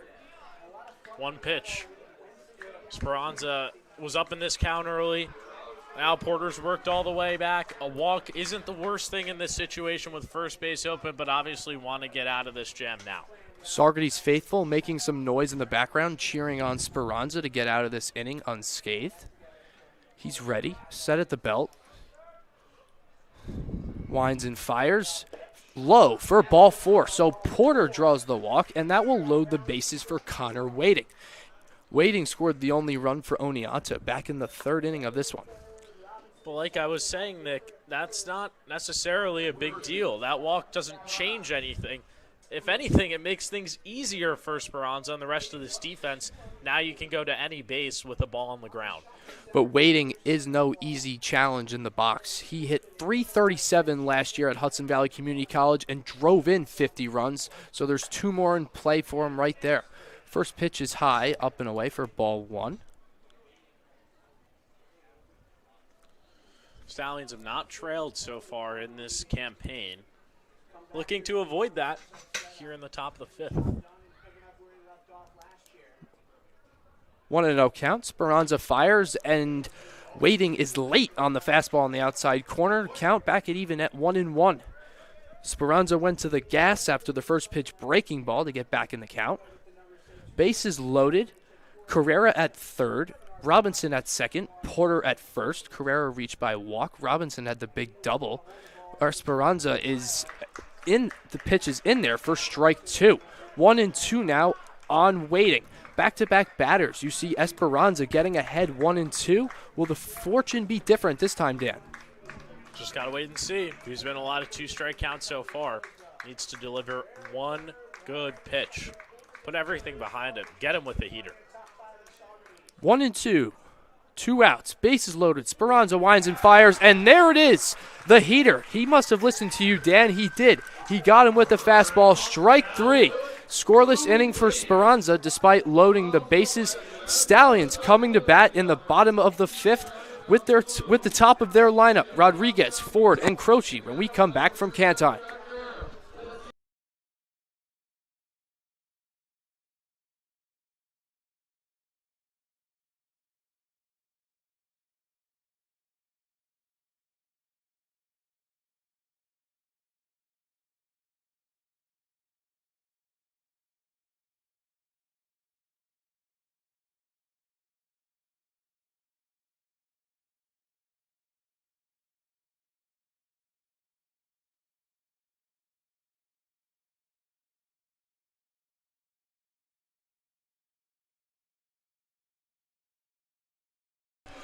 Bottom of the 5th inning here in Saugerties. The Stallions ahead 2-1 over the Oneonta Outlaws. Top of the order for the Stallions. Luis Rodriguez will get things going. He's the center fielder today.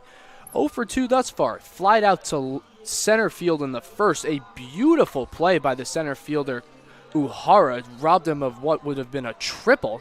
His second at-bat was a line out to second with the bases loaded.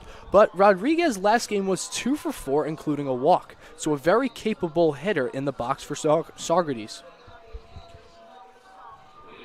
Nick, you just got to go back real quick to the top half of the 5th. That's a huge missed opportunity for Oneonta. They have stranded 5 runners in the last 2 innings on the base pass now.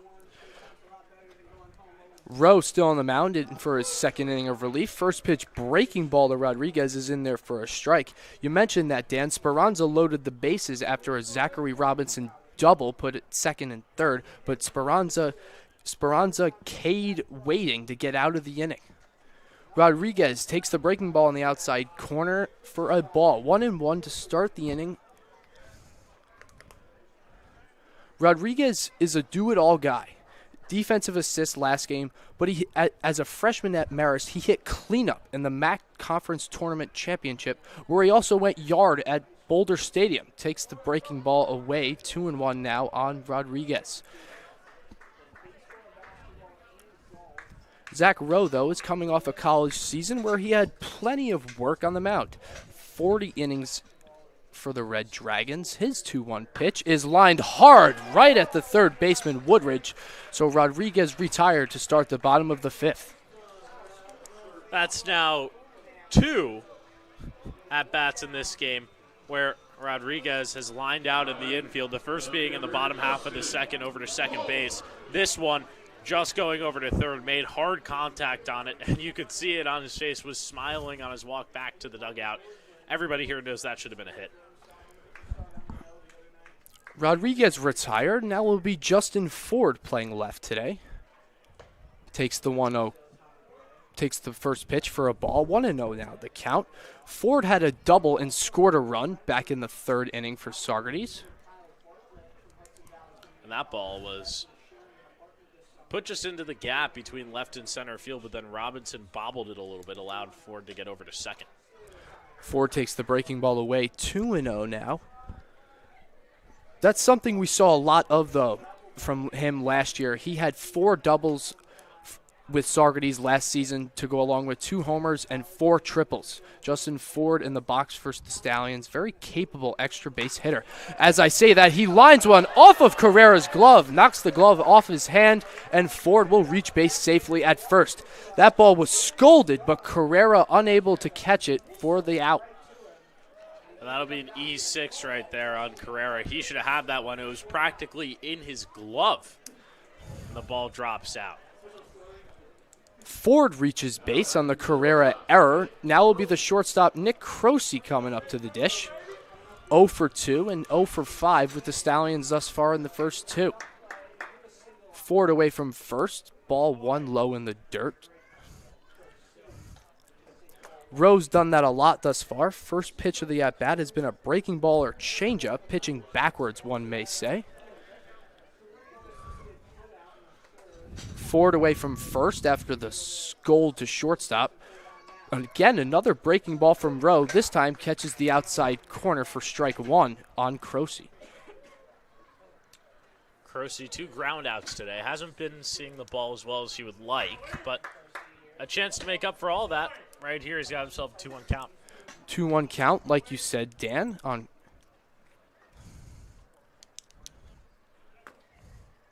Croce last game had 3 RBIs. Here's Rowe, set at the belt, eyeing Ford. His pitch is put in play. Chopper over the head of the pitcher. Carrera winds and fires, and it is in there, just in time to get Croce at first base. Ford reaches to second on the chopper in the infield. Nice play there from the Oneonta shortstop. Too bad that they couldn't have turned 2 if you're an Oneonta fan right there. That one was just chopped over the mound. Not enough time to go to second, Ford being speedy. So an RBI opportunity here for Haben Seifkin, and we saw what he did the first time he was at the dish. So interesting to kind of project what his approach is going to be here. You mentioned his last time at the dish. Haben Seifkin flied to right to draw in the run. His first pitch is again flied to right. Richards is camped underneath this one and makes the play. So Oneonta puts up a 0 here on the top of the 5th. We will be right back in Saugerties. Oneonta coming up to bat in the top of the 6th.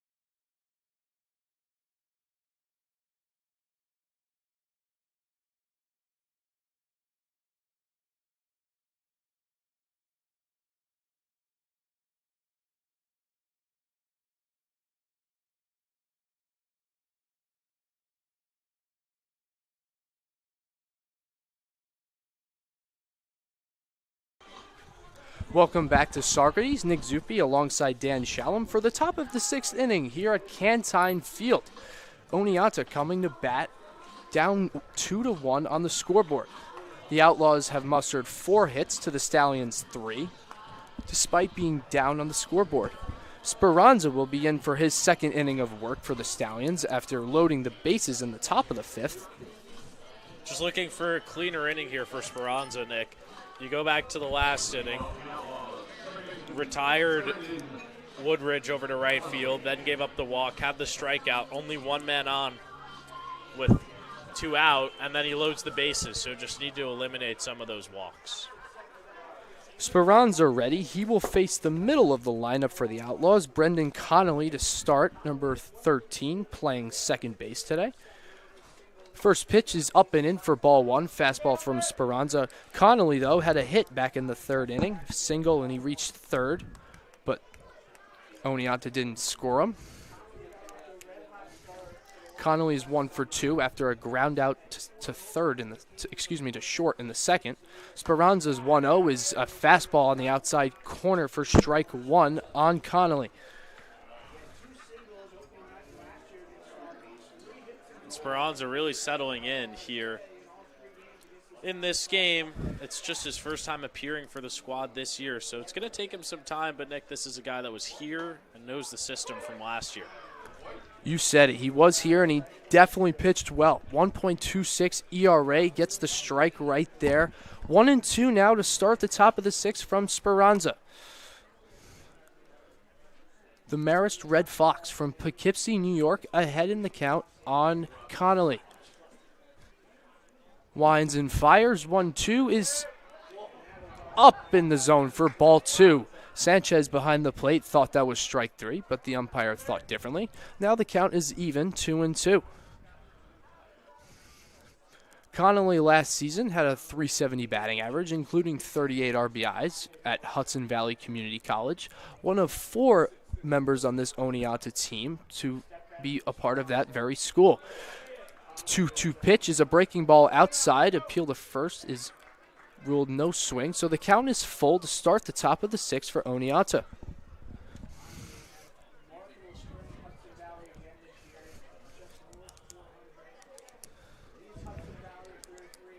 After 2 walks last inning, Speranza in danger for his 3rd of the game. 3-2, winds and fires to Connolly, fouled off, grounded down the right side for the foul ball. No action thus far in the Stallion bullpen, so it looks like this is Speranza's inning, barring how well this barring how well he does. Be great for him to start with a strikeout here. 3-2 will do it again. Winds and fires to Connolly, fouled off again to the back of the screen. Speranza went with the high heat on that one. Connolly now 3 foul balls in this bat, doing everything he can to get the leadoff runner on base for Oneonta. That's something Connolly did do a lot, though. He walked 22 times this past college season. 3-2 for the 3rd time. Speranza's fastball is put in play. Cavazzoni and Painter running after it. Cavazzoni calls it and makes the play for the first out of the top of the 6th.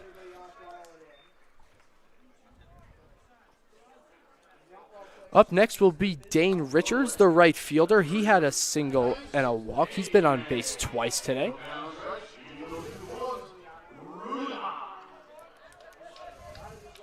The sophomore from Macomb Community College, 41 games played. He started 34 of them, but he hit .292, 33 hits and 113 at-bats, is now batting 1 out in the top of the 6th against Speranza. First pitch of the AB is a fastball on the inside corner for ball 1. I like the way that Speranza's settled in here since that 5th inning. Ended things off with a strikeout against Wading, create some weak contact against Connolly, and now has to deal with Richards, who's the most dangerous threat so far in this Oneonta lineup. But he did have to earn it at last AB. This ball is put in play. Painter makes the play on the soft line out. So 2 quick outs for Speranza after a very eventful top of the 5th. Following Richards will be Braden Ferris. Number 25 for Oneonta. The DH is 0 for 2 with 2 strikeouts. Svensson got him twice, swinging both times on fastballs. 2 outs now for Speranza. First pitch is a fastball in the outside corner for strike 1.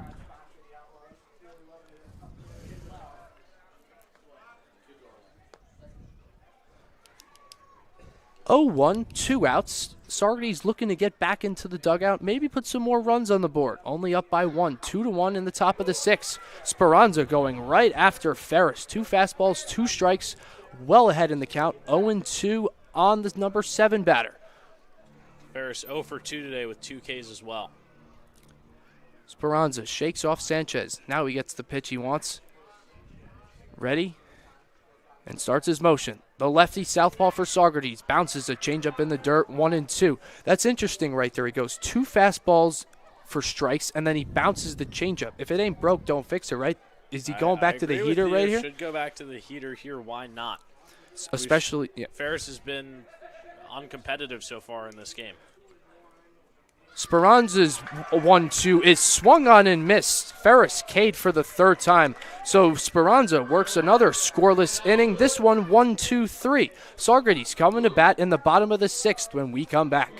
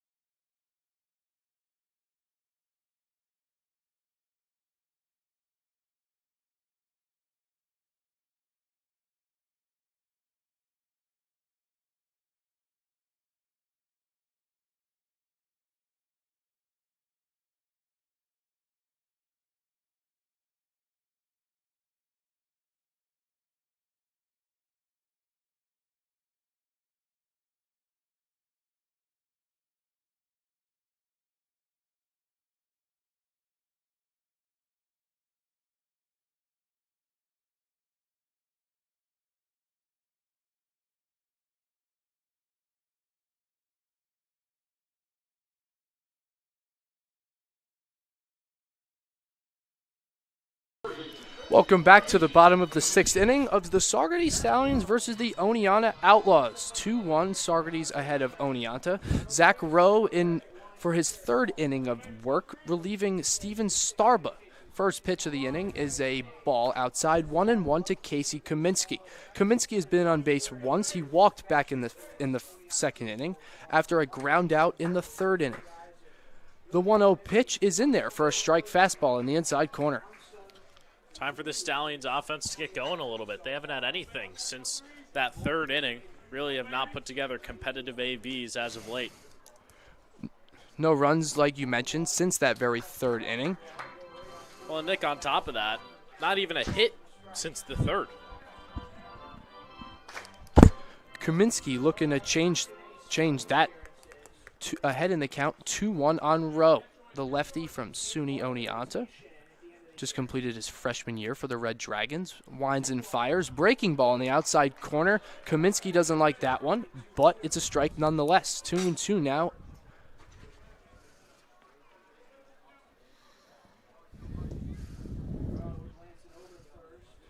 Two pitch fouled off down the right side so we'll do it again. Kaminsky the leadoff batter, Painter to follow, and then Logan Sanchez will follow him.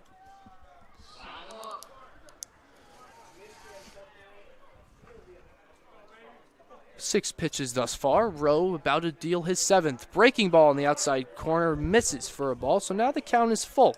I almost thought that was strike three right there, Nick. It seemed pretty similar to the first pitch, right, where they did call it a strike. Kaminsky looking to put a runner on base for Saugerties. Rowe is ready, winds and fires from the stretch. A fastball way outside for ball four. So Kaminsky walks for the second time this game. And Saugerties will start the inning with a runner on first base. That will bring up Jack Painter, number 12, playing first base today. Painter is 0 for 1. He walked back in the second and struck out back in the fourth. So Painter 0 for 1, like I said, in the box facing the lefty Rowe. Kaminsky takes his lead from first, and Painter takes strike one on the fastball, up and away.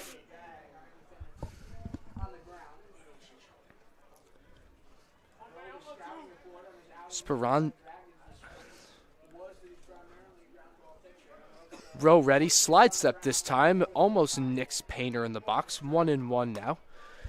Jack Painter, the Wofford product, did not play last year though for Wofford. Against Glen Falls last game where he did see some action, he went 2 for 4 with a run scored, an RBI, and also had a walk. Rowe winds and fires this time with the leg kick, mixing up his looks, Dan, with Kaminsky on first base.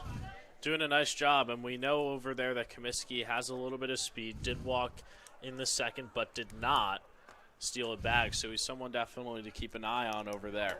And the last time he did walk, he did have 2 steals, but 2 foul balls negated that, including one of the pitches where it was ball 4. So Kaminsky didn't get to steal it. That one was a strike. 2-2 now on Painter. Southpaw pitcher against the lefty hitter. 2-2, nobody out. Stallions ahead 2-1 with Kaminsky on first. Painter frozen by the breaking ball at first, strike 3. Rowe picks up his 3rd strikeout of the game, and now coming up to the dish will be Logan Sanchez, the catcher, number 25. Just need more right there. Need a more competitive at-bat right there. But still a chance for the Stallions to bounce back here. That was Painter's 2nd strikeout of the game. Sanchez, the catcher today, takes ball 1 outside. Last game against Glen Falls, the only game Saugerties has played. He went 1 for 4 with a run and an RBI. Yesterday the rain postponed Saugerties versus Amsterdam. 1-1 pitch is put in play, popped up to the right side. The second baseman, Connolly, running after it, makes the play for out number 2. So 2 pitches in that at-bat retire Sanchez, and that'll bring up the number 8 hitter, Gabe Cavazzoni, the second baseman. Cavazzoni a walk and a strikeout today. Waiting to see that contact from him. A perfect spot to put something in play right here. Cavazzoni, another Seton Hall product, 1 of 4 on this team, including 2 in the starting 9 today, along with Justin Ford. Runner away off at first, and Kaminsky fouls it back to the screen. 0-1 now on the Saugerties number 8 hitter. Zachary Rowe in relief of Evan Starba, looking to complete 3 innings of work out of the pen.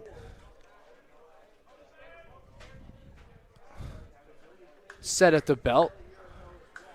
Big leg kick at first, freezes the runner there, and Kaminsky takes strike 2. Rowe's been really settling in nice. I mean, Nick, I have nothing to say. He's given up no hits over here in 2 innings of work, almost going to finish off 3. His breaking ball has been freezing Saugerties hitters all night thus far. 0-2 now on Kaminsky. Fastball fouled back to the screen. It's interesting he goes fastball right there after totally freezing him the pitch before. He's trying to switch up those speeds. He's got no 2 counts, so don't even have to throw Cavazzoni anything competitive here. Toss something in the dirt or high in the zone that's not going to hurt you. Way ahead, like you said, 0-2. Rowe, the lefty, has good frame, 6'1", 185, and gets Kaminsky swinging on the high fastball to end the bottom of the 6th. Saugerties, after Casey Kaminsky draws the walk, Gabe Cavazzoni strikes out to end the inning. So we will be right back from the top of the 7th. More from Dan Shalom when we return from Cantine.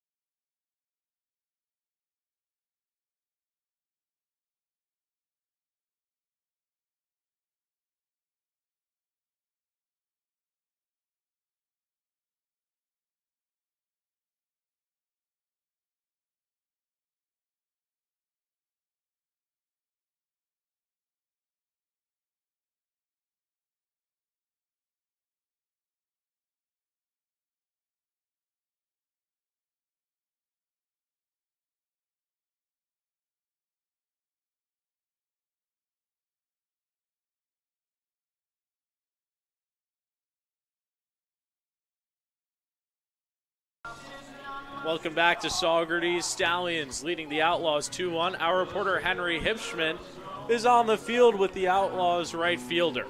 Welcome back to Cantine Field. Hi, everybody. I'm Henry Hipschman here with Outlaws right fielder Dane Richards. He has a hit and a walk tonight. How are you feeling about your performance at the plate tonight, Dane? I'm feeling pretty good right now. I'm just trying to see the ball well. These guys are throwing a lot of good arms right now, so I'm just trying to do my best to be on time. Trying not to strike out, too, being the honorary K-man for this game.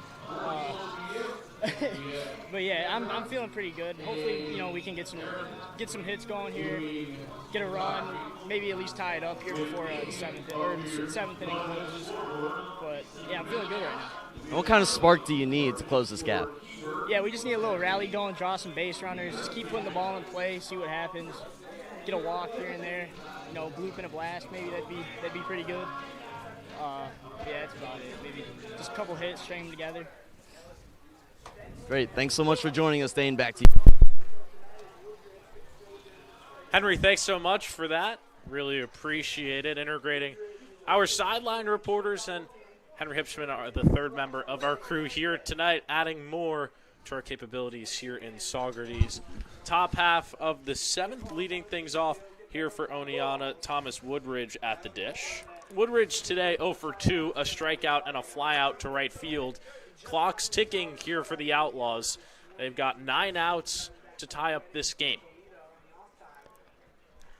Only 4 hits thus far in the first 6 for Oneonta as well. Speranza, though, in his 3rd inning out of the bullpen for Saugerties. That one misses outside. The big thing here for Speranza is settle into this game after that 5th inning where he got into some hot water with the bases loaded with 2 outs. Has been great since. Retired the order 1-2-3 last inning in the top half of the 6th. Looking to start that here again in this one. Grounded over to third, Comiskey. Throws to first. That is in time for the out. What a stretch right there over by Painter. Jack Painter, the first baseman, really pulling his best gymnastics impression. Full split on that one. Keep his foot on the base to retire the Oneonta hitter. Matt Carrera to the dish now for the Outlaws. 0 for 1, a walk in his last plate appearance, that being in the 5th inning. Carrera made it all the way around to third base in that top half of the 5th, but did not come home to score after the first baseman Connor Wading struck out to end the inning. Still searching for his first hit of the campaign. That one's a strike up in the top of the zone. Speranza, Nick, has done a very nice job ever since that 5th. He's retired 4 batters in a row. It really seems like he's found a rhythm, like you said. Using that fastball, playing the breaking ball off of that fastball to really fool these Oneonta hitters. Misses down low. It's a 2-1 count. Things getting chilly out here at Cantine Field, around 60, 55-ish real feel. Surprised that Speranza is going without sleeves in this outing. I certainly would be a little chilly out there right now. 2-1 is smacked into right field. Haben Siefkin is there. 2 down here in the top of the 7th. 2 easy outs thus far for Speranza to begin the top of the 7th as well. Like you said in the beginning of the inning, the time is ticking for the Outlaws. 7 outs to work with. Top of the order, it's Kazuhara at the dish here for the Outlaws.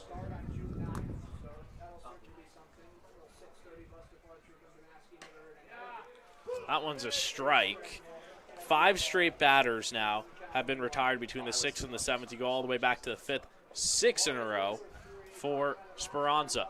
He's been great ever since that trouble he got in the 5th. This one's looped to the left side. Chasing after it is Ford.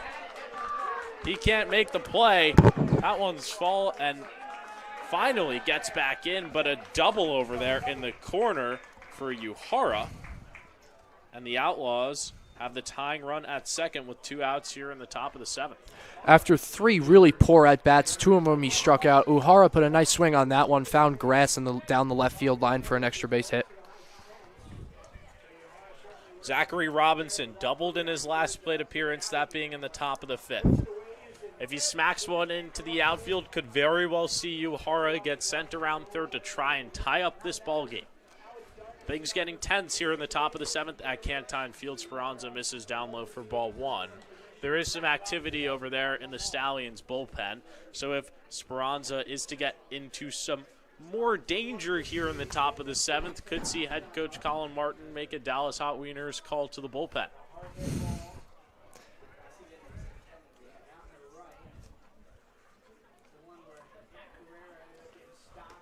This is down low, and that double there from Uhara. Just the second hit for these Outlaws in 3 innings. So they've been struggling to get it going offensively. Even 2 innings ago, it was Speranza walking Oneonta hitters. That, like you said, they weren't really hitting. Free passes to the bases, but Speranza was able to get out of that 5th inning unscathed.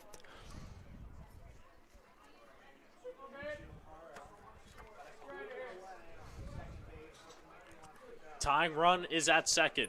2-0 count here to Robinson, the left fielder. The pitch misses upstairs, and it's 3-0. I don't even think for Speranza here it's worth it to make it competitive. A walk might be better in this situation to at least set up the force here with 2 outs. On deck, though, there are 3 hitters. Zach Porter, the catcher, very capable hitter in the box for Oneonta. 1 for 2 tonight with a single and a walk. Speranza catches the top of the zone, 3-1. Here's where things get dangerous. Robinson smacked one into right field the last time he was up here at bat for a double. If Speranza puts one in the zone to give him something to hit, this could very well be a 2-2 game. Uhara, too, great speed off of second. Any base hit really should tie the game for Oneonta. Speranza comes set now, deals. Popped up to the right side. Sanchez is going to chase it. Not enough room, but the count goes full.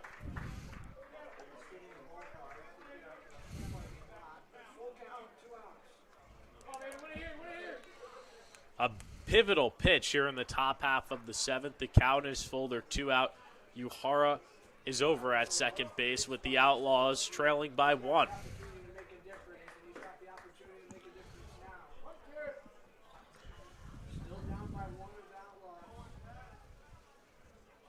Speranza deals. Strike 3, he got him. A big strikeout for Andrew Speranza. Keeps the Stallions in the lead as we head to the 7th inning stretch here at Cantine Field.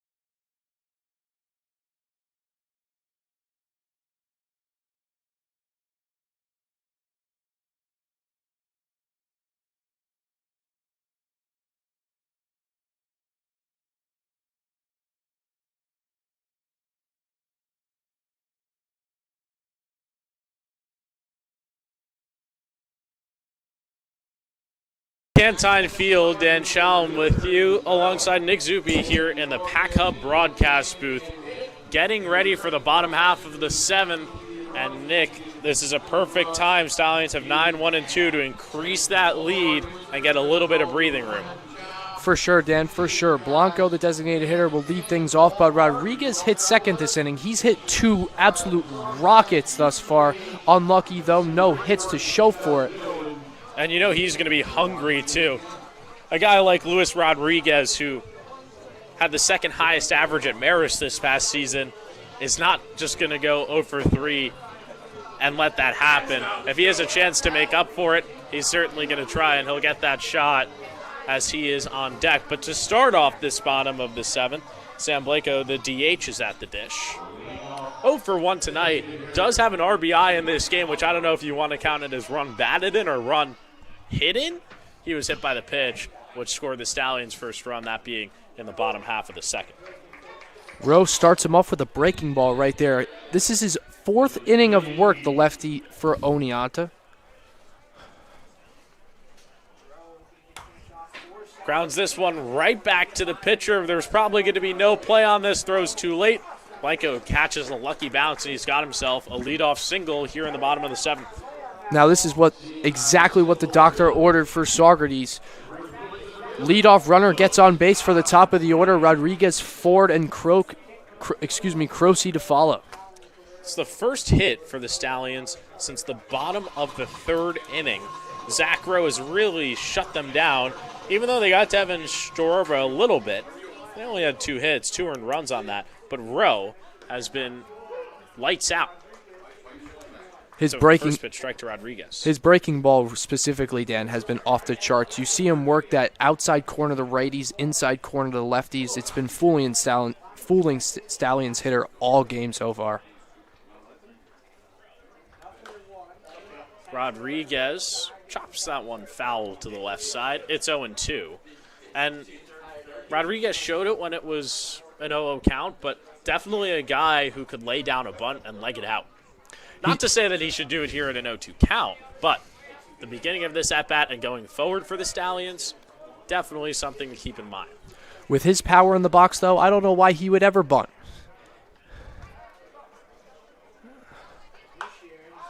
Popped up over to the right side. Waiting, chasing it. He's not going to make the play. That one drops out of bounds, and Rodriguez gets an extra life. Rodriguez, unlucky in 2 plate appearances thus far, hit 2 rockets, catches a break on that one. A little turn of events for Rodriguez. Action in the Oneonta bullpen, though. 0-2 count to Rodriguez. Stallions searching for some insurance. Blanco leads off of first.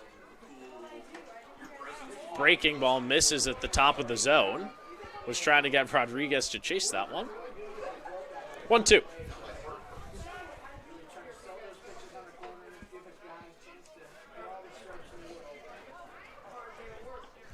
Rowe deals. Back-to-back pitches where he hasn't been able to locate with the breaking ball. It's been a really effective pitch so far for Rowe. I'm surprised back-to-back out of the zone. Rodriguez has fought his way back into this count. It's 2-2. Blanco over at first. That one misses again. So after being down 0-2, Rodriguez has pushed the count to full. Maybe see some motion over there at first, too, with Blanco. He is a little bit of a slower runner, but the motion would keep the Stallions out of the double play. The payoff. Misses upstairs. So after 2 strikes dealt to Rodriguez, Rowe puts up 4 balls, and now a dangerous situation for the Outlaws with Justin Ford coming to the dish. With a righty up and throwing for the Outlaws, I wonder how much leeway Rowe has to work with right here.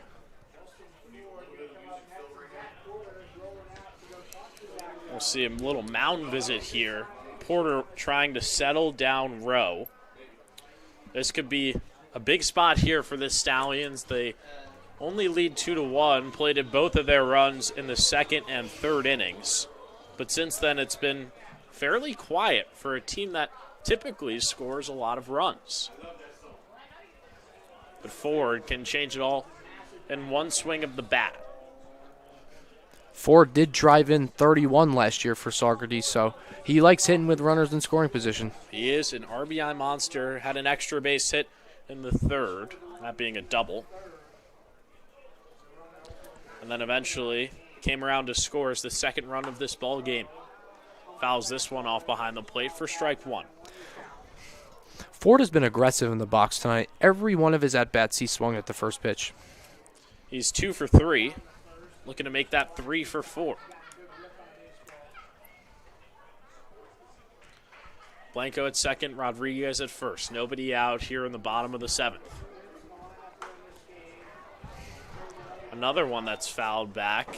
Ford seeing it, just not putting it in play so far.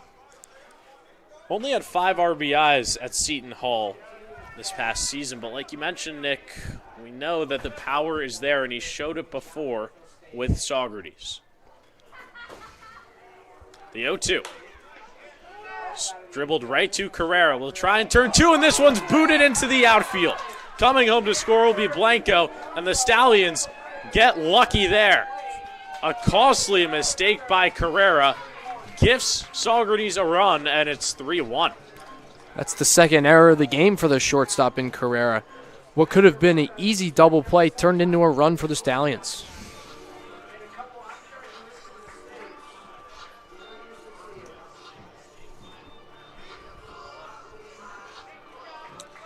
And now, not the guy that you really want to face, Nick Croce at the dish. Has a lot of pop in that bat. We've known it from Chipola College. Hasn't really connected that much with the Stallions so far in his 5 plate appearances, but did have 26 RBIs in his collegiate season. That one misses upstairs for ball 1.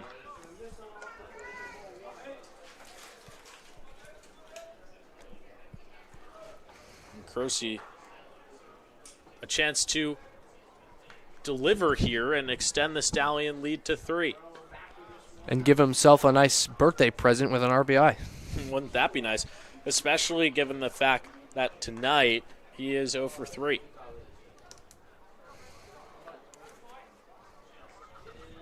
Saugerties trying to pull away here in the bottom half of the 7th.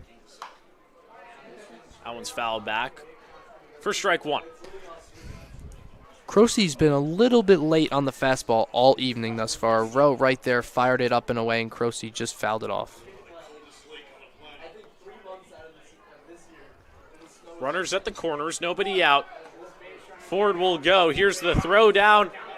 It was in time, but the ball comes out, and on that play, Rodriguez comes home. That's the cost of throwing down to second. The Stallions playing some strategic baseball, and they lead 4-1.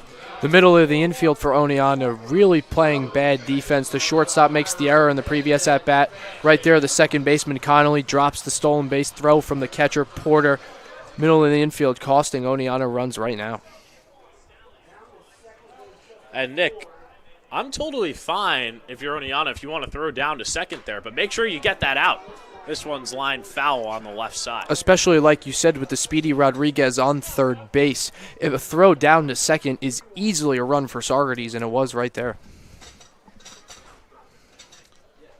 Dangerous count here. 3-1 to Croce. Ford is at second. Still nobody out. The Stallions have plated 2 here in the bottom of the 7th. This one is smoked into the left center field gap. That one is going to come down. Ford will jog home. Croce is at second. He will stop there. It's an RBI double, and the Stallions have opened up this game. It's 5-1.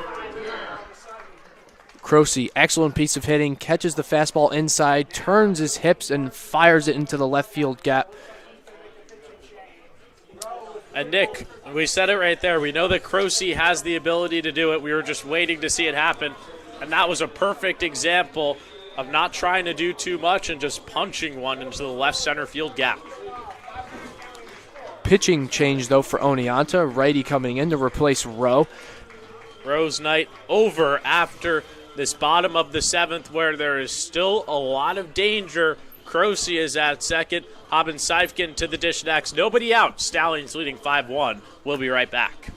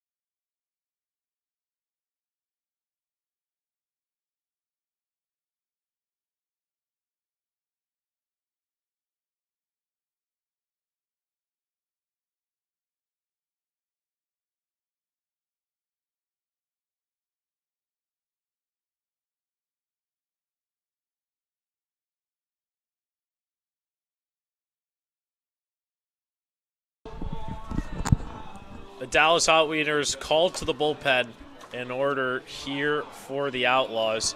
Kalen Dempsey on to pitch and try and clean things up here in the bottom of the 7th. Rowe, after 3 scoreless innings, here in his 4th inning of work, just really imploded. Obviously, the defense didn't help him. 2 errors that resulted in 2 of the 3 runs this inning for Saugerties.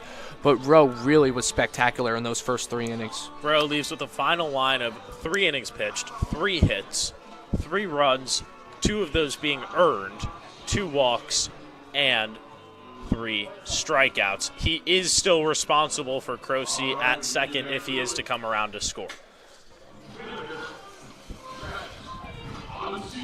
Haben Siefkin at the dish now for the Stallions. 1 for 3 tonight. Grounds this one to the left side, foul. First strike 1. And Nick, we talked about it coming into this inning. This is just what the Stallions wanted, to blow this game wide open and just have some padding going into the 8th and the 9th against these Outlaws. No doubt about it, Dan. Really, the 3 runs right here, crooked number for Saugerties, just what the doctor ordered. And Rowe was pitching so well before this 7th inning, shutting the Stallions down. Only faced 4 batters in every inning, that being in the 4th, 5th, and 6th. But then Sam Blanco started things off with a single here in the 7th. Rodriguez walked. Justin Ford reached on that E6, which really hurt this squad. And then Croce lined an RBI double into the gap. Still nobody out. You can't give a good offense like Saugerties extra outs. It's tough for any pitcher to get 5 outs in an inning, let alone against a powerful offense in the Stallions. Owen misses upstairs. It's 2-1. After this game, the Stallions will have off tomorrow before resuming things on the road at Mohawk Valley on Tuesday, back here at home to Glens Falls on Wednesday, and then a trip up to Boonville on Thursday night. We'll have all those games right here on the Stallions YouTube network with our pregame show starting 15 minutes before the slated first pitch time.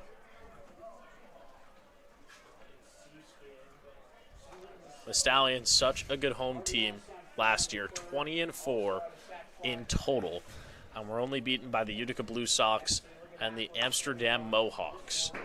Shows how much of an elite home field advantage they had last season, trying to foster that this year, are on the right track so far.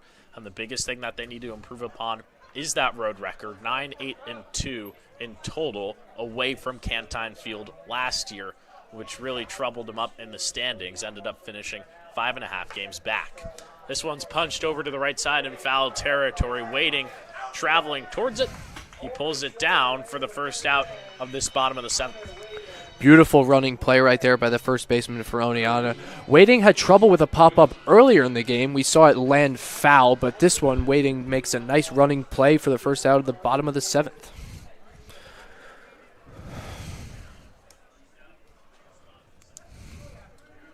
Croce is still over at second base. You mentioned it being his birthday. I think he got his birthday gift, Nick, on that double where he drove in a run.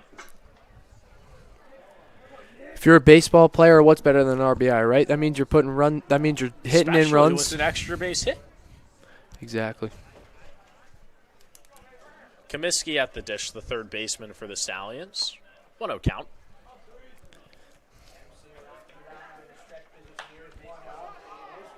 This one skied on the infield. Woodridge moving towards it. He's got it for out number 2. So after the Stallions had every runner reach base to start this inning, back-to-back pop-outs on the infield, brings up Jack Painter with 2 outs. Dempsey's done a nice job of shutting the door on the Stallions' offense. After 3 runs let in by Rowe, Dempsey comes in, gets 2 quick outs. Painter 0 for 2 with a walk. Last 2 at-bats have both been strikeouts, the one in the 4th swinging, the one in the 6th looking. First pitch misses outside. The fastball from Rowe was really confusing Painter. You saw him take it, you saw him foul it off. And Painter still adjusting to facing live action. Did not play this year at Wofford, but had a monster junior season in high school, batting .371. That one misses upstairs. He also had an OPS of over 1,000 that year in high school. For those of you who don't know, OPS is on base percentage plus slugging percentage. Nothing better than OPS, especially for a guy like Painter who loves to work his walks. And that one finds the top of the zone for strike one. Painter did work a walk last game against the Glen Falls Dragons. He's got 2 so far this season. In a 2-1 count, misses outside for ball 3 and maybe on the cusp of walk number 3. But I wonder if this is an intentional walk with the right-handed batter Sanchez on deck and the right-handed pitcher on the mound in Dempsey. I don't know. I don't really want to face Sanchez's power personally if I'm Oneonta. Attack right here. 3-1. Misses down low, and you're right, Nick. They gave him nothing to hit. 4th walk of the campaign for Painter. And Logan Sanchez, the catcher, will come to the dish with runners at first and second and 2 out. Sanchez was the one in the bottom of the 2nd inning who had the liner to shortstop where Carrera made the jumping play that saved 2 runs and kept Oneonta in it until the bottom of the 7th explosion from Saugerties. Stallions have plated 3 here in the bottom half of the 7th and looking for more. Sanchez rockets one into center field, and they are going to send Croce home. No throw. It's an RBI single for Sanchez, and the Stallions are up big here in the 7th, 6-1. Sanchez picks up the 6th hit of the game for the Stallions, 5 for the Outlaws. Sanchez absolutely rocketed that one right up the middle, center field. Fastball down the middle, hit it where it's pitched. Right, Dan? No doubt, Nick. And if you're a hitter, nothing better than making some nice hard contact, especially with 2 outs. 2nd RBI on the year for Sanchez. He had an RBI single at Glens Falls the other day. Still runners at first and second. Saugerties has scored 4 here in the bottom of the 7th. That one misses down low. But Cavazzoni did go around for strike 1. Stallions 1 batter away from batting around here in the bottom of the 7th with Sam Blanco on deck. This one just getting out of hands for Oneonta right now. They really need to get out of this bottom of the 7th and try and muster up anything in the 8th and 9th, but outs running short. Only 6 outs to play with for the Oneonta offense if they ever make it out of this inning.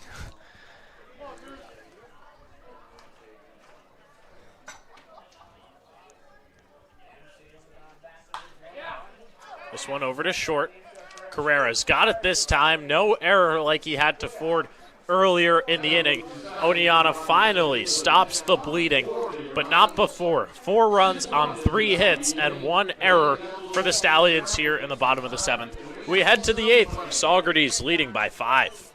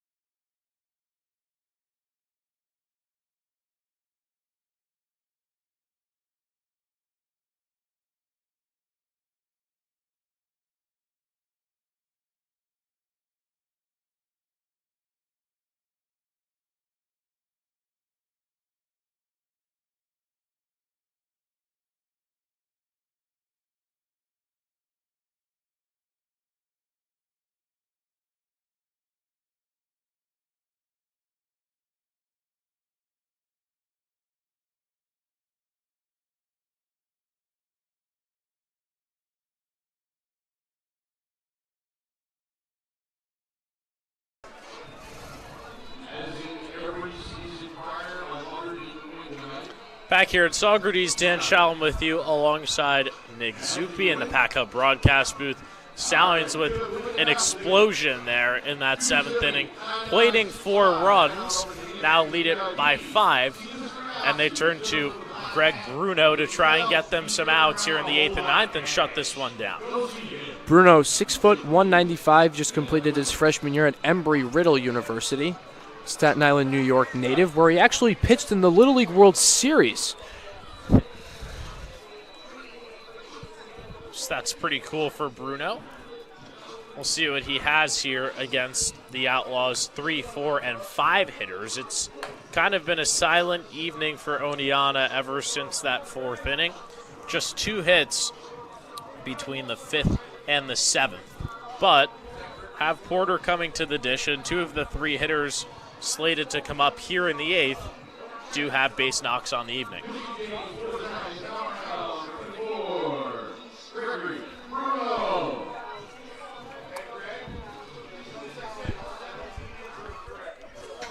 Bruno last season for Embry-Riddle. He appeared in 7 games, making 5 starts, where he threw 25 1/3 innings. And Speranza really put together an impressive performance after that 5th inning where he put himself in the bases loaded 2-out situation, got out of it, exits the game 3 innings clean with 4 strikeouts. The pitching overall for the Stallions, just in this game and at Glens Falls, has been excellent so far. Yeah, 15 innings of pitching, 3 runs. It's a pretty good recipe for success if you're Saugerties. Don't think you can ask for much more. Just 5 hits for the Outlaws tonight. Stallions only have 6, but have 6 runs to match it. A couple of errors last inning, one by Cabrera, one by Connolly for Oneonta, helped Saugerties plate a couple more runs.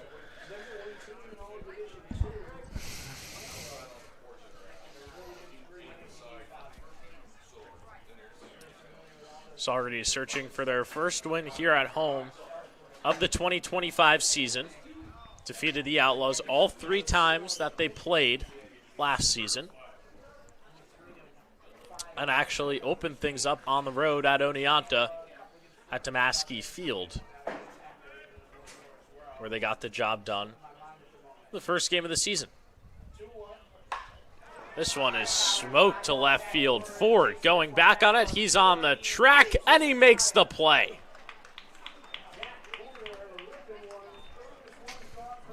Ford got a really good jump on that one. Makes the play on the warning track for the first out of the top of the 8th. It's a nice athletic play there from Ford. And that one just needed probably about 10 more feet, and it would have been out of here, Nick.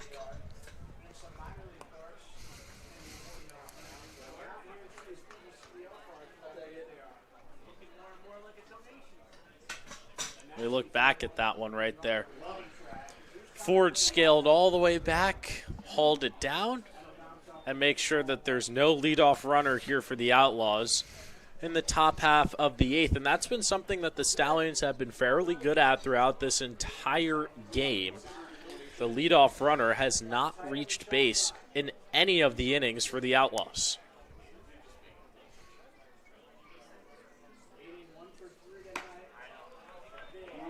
Bruno throws it right past him. It's 1-1. Waiting at the dish. 0 for 2 tonight, was hit by a pitch in the 4th and came around to score, representing the only run in this game for Oneonta.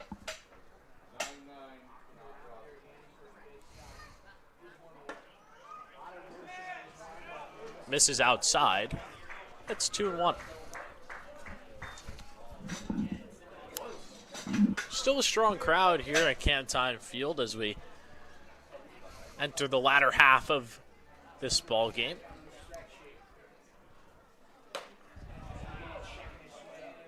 That was a swing called by the first base umpire on waiting. A 2-2 count for Bruno as he searches for his first strikeout of his outing. Bruno had 19 strikeouts this past season in college. 2-2 now is the count.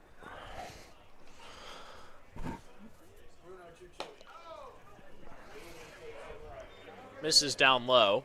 The count goes full. Bit of a rude greeting for Bruno. Porter hits one to the warning track that looked like he was going to be a home run and now goes full on the cleanup hitter and waiting. That's 360 out there in left center field, so if he hit it to right, that would have been out. Bruno gets him swinging for strike 3. 2 quick outs here in the top half of the 8th.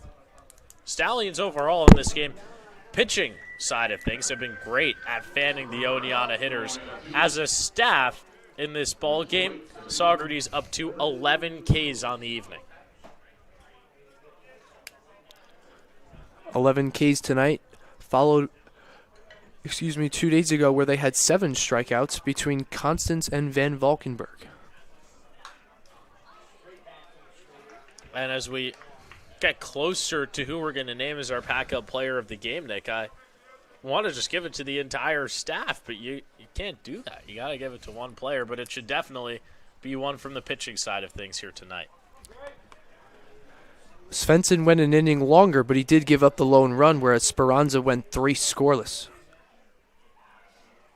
Did get in that trouble, however, finished with 4 Ks. 0-2 count here on Connolly, who's 1 for 3 tonight. His lone single came back in the 4th inning for Oneonta. Bruno looking for a 1-2-3 inning and back-to-back Ks. Comes set. Now deals. Just misses with the breaking ball. After 3 straight fastballs, Bruno went breaker.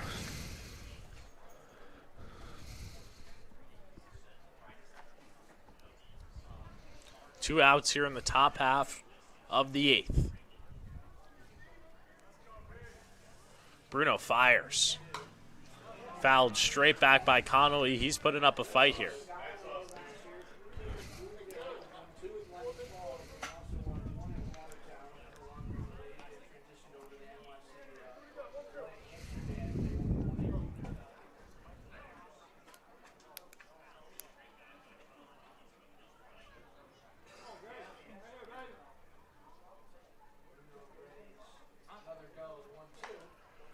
Fouled straight back once again. That's now 3 foul balls for Connolly after he went down 0-2, got the ball to make it 1-2.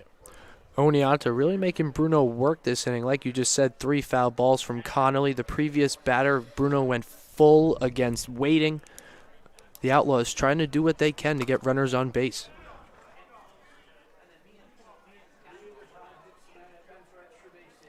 Bruno deals, misses upstairs. Count goes to 2-2. This at-bat being dragged out after Bruno got Porter and Waiting to start the top half of the 8th. Bruno shakes off the sign. Now gets in sync with Sanchez. Deals. Strike 3 got him swinging.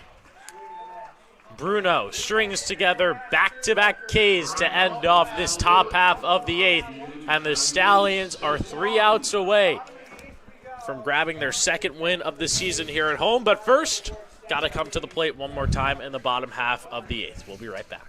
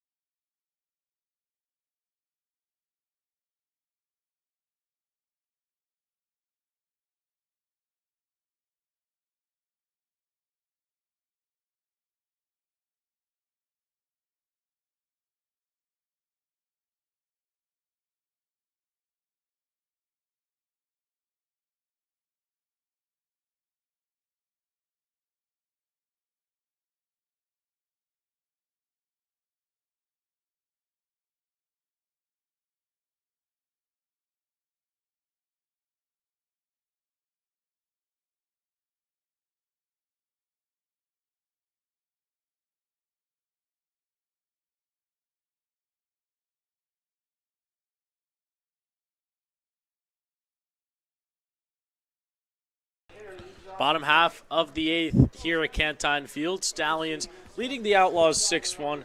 Sam Blanco at the dish. He started things in the bottom half of the 7th. Reached aboard on a single, and then eventually came around to score. Marked the first run of that 4-run 7th, in which the Stallions stretched out the lead to 6-1. Pops this one up to the left side. Woodridge moving over. He'll get called off by Carrera, and he comes down with it for out number 1. Top of the order now for the Stallions. Luis Rodriguez, the center fielder, is now in the box for his 5th time tonight. Rodriguez 0 for 3, did have a walk and came around to score with a stolen base in his last plate appearance. By average is the Stallions' best hitter on this lineup from the Division I level after finishing 2nd at Marist for batting average. He is in the transfer portal through Pack-Up, looking for a new home for the 2026 collegiate season. Puts this one just straight into center field, a little blooper. And Rodriguez has got himself a single with 1 out here in the bottom of the 8th. And that's why he was such an effective hitter at Marist this past season. Not trying to do too much. We know the power's there, but also has the ability just to poke one out to center field and get on base. Hit the ball where it's pitched, right? Fastball right down the middle. Didn't swing too hard, just put the ball in play and good things happen. Rodriguez is going to go. Had a big jump over from first. No throw down. 2nd stolen base of the ball game for Luis Rodriguez. And that's something he did a lot last year at Marist. He had 15 successful steals this past spring for the Red Foxes. And now an RBI situation, or an RBI opportunity for Justin Ford. Misses inside. It's 2-0. Ford has had an interesting day. Struck out in the 1st inning, doubled in the 3rd, eventually came around to score for the only run in that bottom of the 3rd, singled in the 5th, and then reached on an E6 and came around to score in the 7th. He's also another guy, Nick, that you could argue should get the player of the game honors. He's had a really successful day at the plate thus far. I would say if it's not for him, the Stallions definitely don't have 6 runs on the board. Rodriguez going to 3rd. He's moved up 180 feet in total now after reaching on a single. And Rodriguez displaying yet another one of his 5 tools. Rodriguez's speed, stealing 2 bases here in the bottom of the 8th. 3-0 count to Ford. 3 stolen bases on the evening for Rodriguez. Makes sense why he's in the leadoff spot.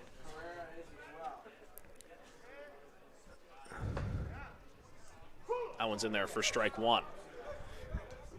Oneonta brings the infield in, trying to cut off the speedy Rodriguez at home if Ford hits one on the ground.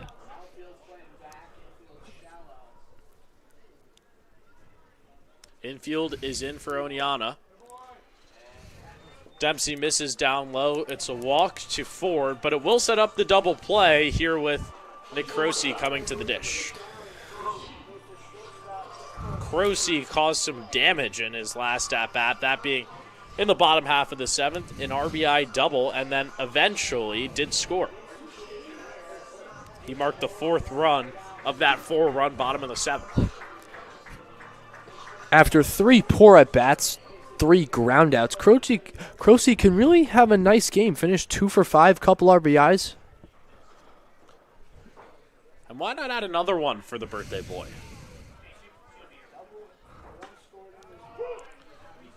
In there at the top of the zone for strike 1.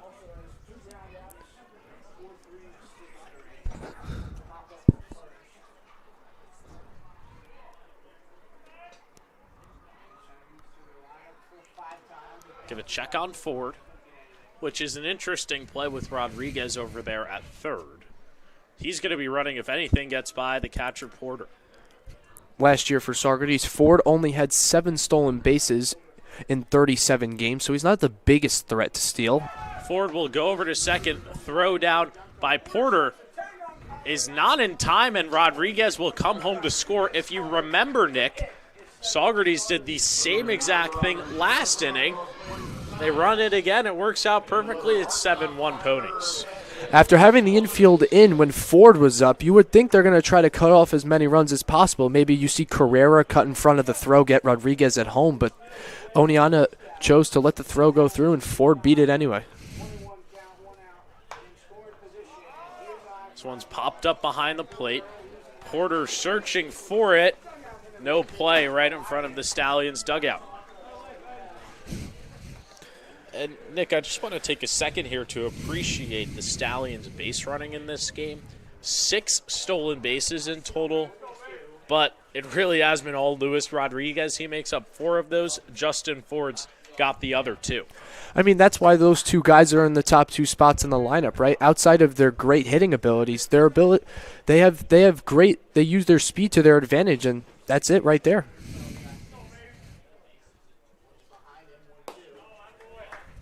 Dempsey misses down low. There is an arm warming in the Oneonta bullpen if Dempsey can't get out of this. There's 1 down here in the bottom half of the 8th. Stallions have scored 1. Ford is at second. Croce at the dish. Smacks this one to the right field side foul.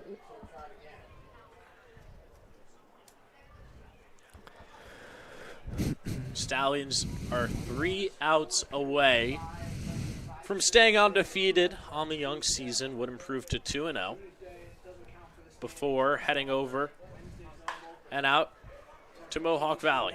That one is foul on the right side. Still stays a 2-2 count. Croce putting together a nice at-bat for himself. 3 foul balls in this AB, trying to hit in Ford from second.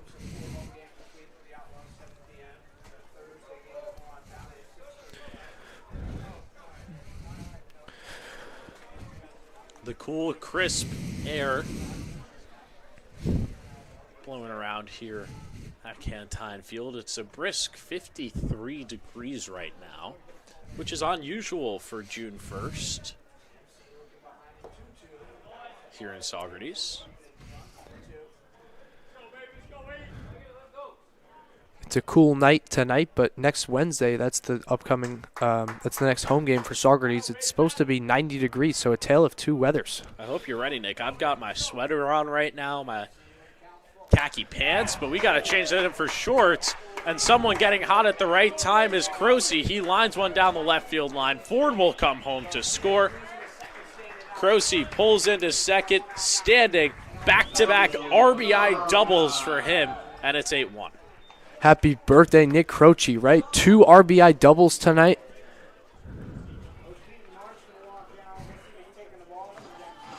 It seems like we're going to have an Oneonta pitching change here. Dempsey cannot get out of the 8th. And we're going to see a new arm come to the mound for Oneonta. It's a Dallas Hot Wieners call to the bullpen. We'll be right back. Stallions leading 8-1.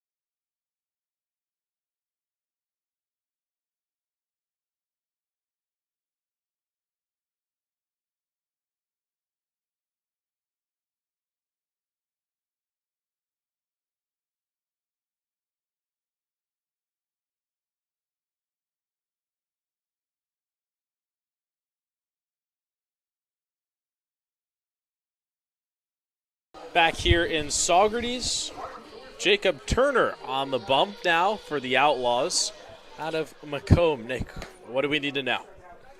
Yeah, he's a southpaw for Oneonta. He's 6'2", 180 from Macomb Community College. He just finished his sophomore year there.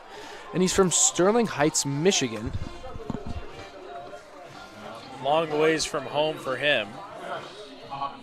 Did not play this past season at Macomb, was a red shirt. But seeing some game action here against Haben Seifkin.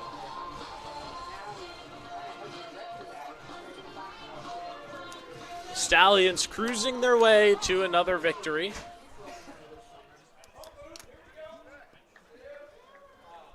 Joe Lasso-Panera Sr., the home plate umpire, just calling time. Croce is at second base. Haben Seifkin at the dish.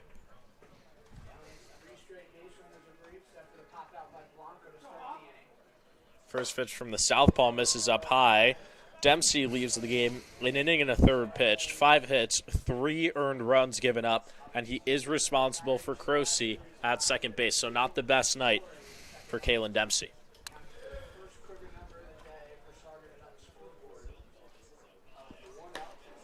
A big swing and a miss from Haben Seifkin. Makes the count 1-1. Haben Seifkin way out in front on that one. Was trying to kill it. Very familiar with Cantine Field. Played here in 2023. And got an extra year of eligibility from the NCAA and is back playing here in Saugerties for one more season.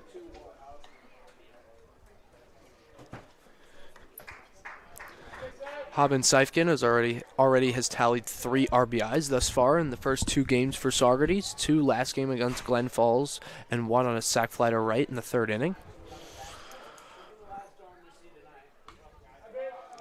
That one misses at the top of the zone. A very sleepy vibe here at Cantine Field. A lot of the fans who are here for Little League night got to get home for the kids. It's Sunday night, school tomorrow. Even though things are winding down overall as we enter the month of June. Everyone here at Cantine basically realizing that this game is most likely over as Haben Seifkin works himself a walk. Casey Comiskey to the dish now.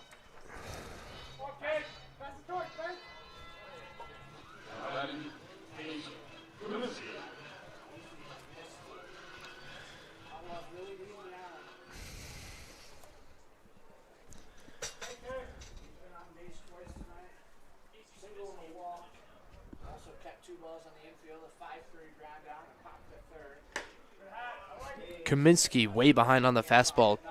0-1 count. 1 out. Runners on first and second. Croce on second. Haben Seifkin on first. Croce had the RBI double that scored forward, and Haben Seifkin just walked. Double plays in order here for the Outlaws. That one misses down low. Just trying to get out of this inning, push things to the 9th. Stallions have exploded here in the last 2 innings. 6 runs, 4 in the bottom of the 7th, 2 here in the bottom of the 8th, and still threatening for more with Comiskey at the dish. Croce at second, Haben Seifkin at first. That one misses inside. It's 2-1. It's interesting for Saugerties. Last game, they scored 7 runs in the first 4 innings. Now, in the last 2 innings, they've scored 6 runs. I'll tell you what all that means, Nick. They're scoring runs regardless of what time it is in the game. This one's popped up on the infield. Porter calls for it, and he makes the grab for out number 2.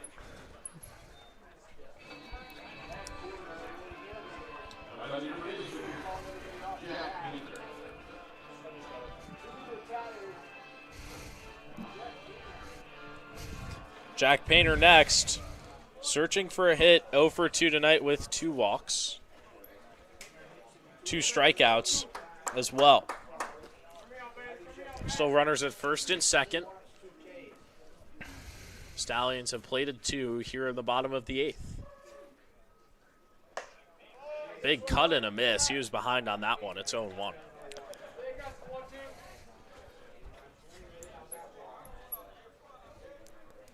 Back in the 4th inning when Rowe was on the mound, he was a left-hander.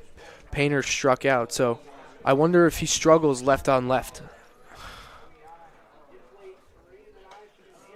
Definitely something to think about going forward. 1-1 count. Head coach Colin Martin for the Stallions back on the bench tonight. Was finishing things up at Weber International when the Stallions face Glens Falls on Thursday night.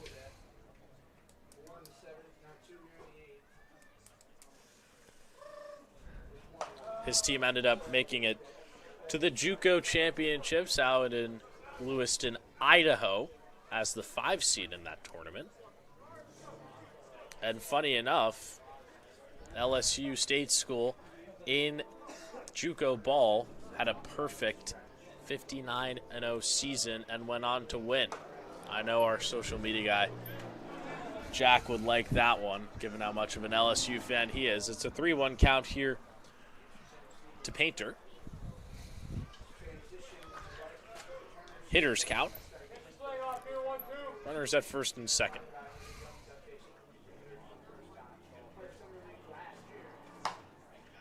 That one catches the outside corner, excuse me. Full count. 2 outs. Runners will be released on this pitch.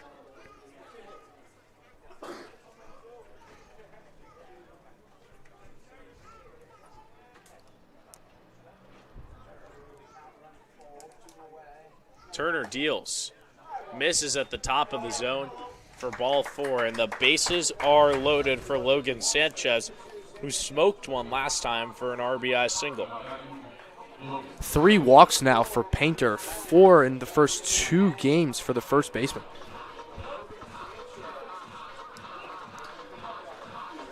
And Nick, that's the thing. If you cite the reasons as to why the Outlaws are down in this game, you look to the walks. They've given up 10 in total, back-to-back games where the Stallions have had 10 walks. They've been a very disciplined squad hitting-wise so far. The bases are loaded. Sanchez at the dish. 2 out here in the bottom of the 8th. Lays off for ball 1. And now you start to think about the run rule coming into play here. If Sanchez nails one into the corner, 3 runs will score, and this game will be over. Oh. Sanchez chases high and away for strike 1. Definitely a swing he wants back. That pitch seemed like he was above his head. I don't know what he was doing swinging at that one with bases loaded. You got to get the pitch you want to hit and drive in some runs.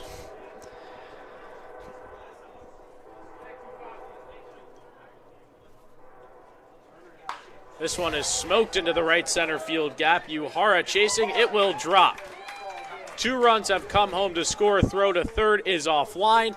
It's a 2 RBI single for Logan Sanchez, and the Stallions lead it 10-1. Sanchez, 2 hits.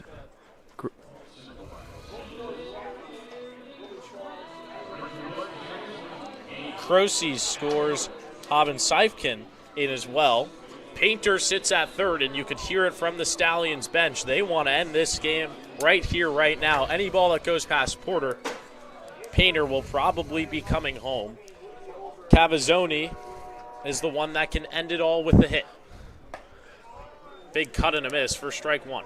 He doesn't have a hit tonight, but he did have a hit last game, so it would be a great chance for him to get his first hit of the game. That would send the Stallions home with a win.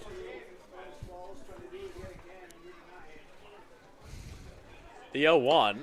This is down low. It's 1-1. Stallions are a batter away from batting around. And this is, you look at the 7th and 8th, every single player has come up in the 7th and 8th innings for Saugerties. Cavazzoni has actually made the last out in each one of those innings, 7th and the 8th. He struck out in the 7th and hit a ground ball in the 8th. Well, he hasn't actually hit in the 8th. You meant in the 6th and the 7th. I apologize. Strikeout and a ground out. And for the Stallions' sake, they're hoping that he can at least work a walk to keep this line moving and end this game. That one misses outside. It's 2-1. Painter, not a speedy guy over there at third, but it is a large backstop here at Cantine Field, so a bouncer could bring him home. Stallions have the day off tomorrow, resuming things at Mohawk Valley on Tuesday night. Big cut and a miss right there for a strike. That one, a 6:35 p.m. start. We'll have you with the pregame show at 6:20. 2-2 count. 2 runners on, 2 out here in the bottom of the 8th. Ball down low. The count goes full. 3-2, 2 outs. Stallions have plated 4 in the 7th and here in the 8th, trying to make it 5 and end the game right here, right now. A walk would load the bases and bring up Sam Blanco. Any ball in play could be the end of the game. The payoff. Misses high and away, and the bases are juiced. Blanco will come to the dish for the second time in this inning.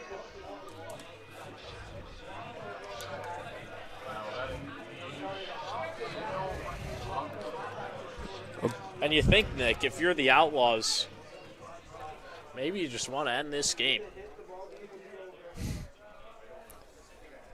It's 10-1. The bases are loaded. There's 2 outs. First pitch is cut on and missed for strike 1. Blanco, the DH here tonight. 1 for 3. Hit by a pitch in the 2nd, which scored the Stallions' first run of this ball game. Chases down low. It's quickly 0-2. Blanco in his first at-bat in this inning, he popped out to third base. Woodridge made the nice play. The 0-2. Fouled off to the right side. And even though that wasn't put in play, Nick, still promising to see from Blanco after going down 0-2 on 2 swings and misses. Did a great, like you said, Danny, did a great job of hanging in there. Obviously a hit sends the Stallions home with a win, so he's doing everything he can to get that runner in from third. Works himself into a 2-2 count now.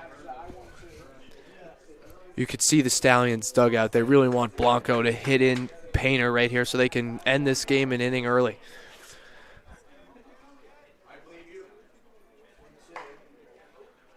Shoots that one to the right side, foul. The count stays at 1-2.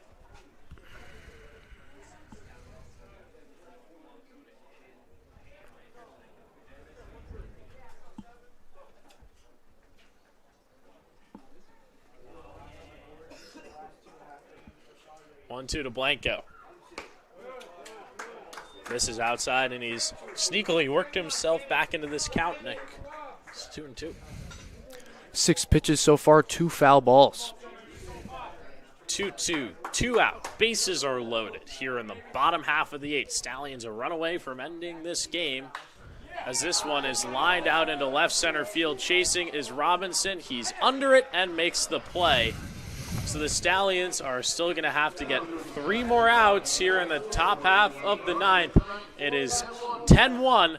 Oneonta down to its final 3 hitters of the ballgame.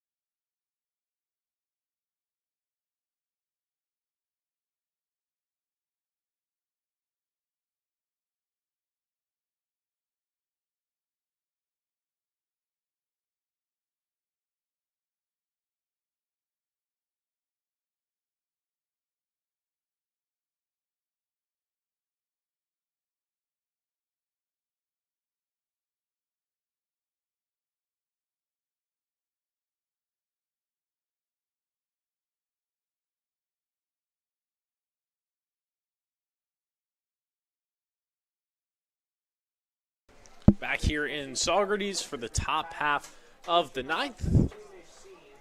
Stallions looking to close things down, but this one is tasered off the bat of Richards. And it's a single here for Richards, his second hit of the ball game to start the top half of the 9th. Just the 6th hit overall for Oneonta in this one. Richards also drew a walk in the second inning, so he's been on base 3 times tonight.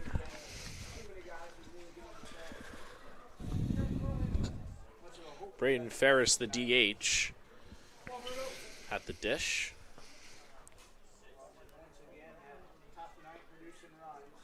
He's got the golden sombrero. Has struck out 3 times in this one. All down swinging. Just seems uncomfortable at the plate.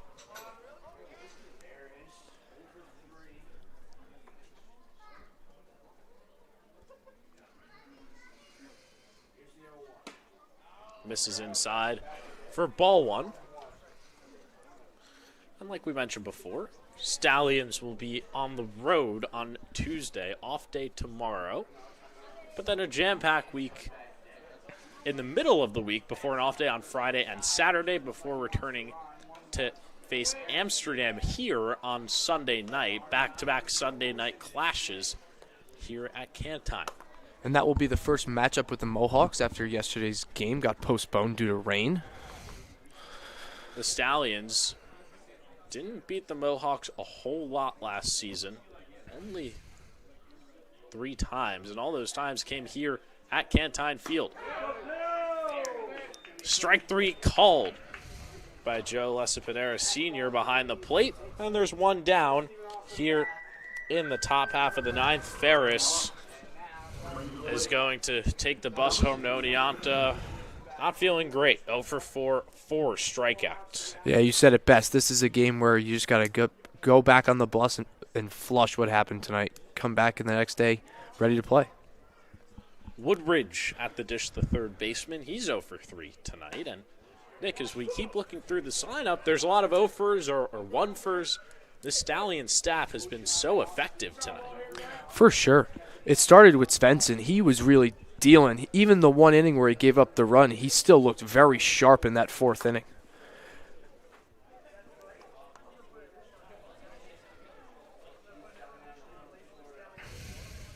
The 0-1 for Bruno. Right down the middle for strike 2. Bruno, 3 Ks on his line tonight, has retired every batter he's faced except for one, that being Richards, who had a single to start off this top half of the 9th.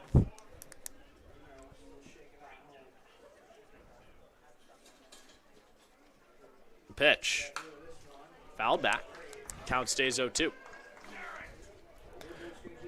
Bruno using his fastball a lot in these past 2 innings.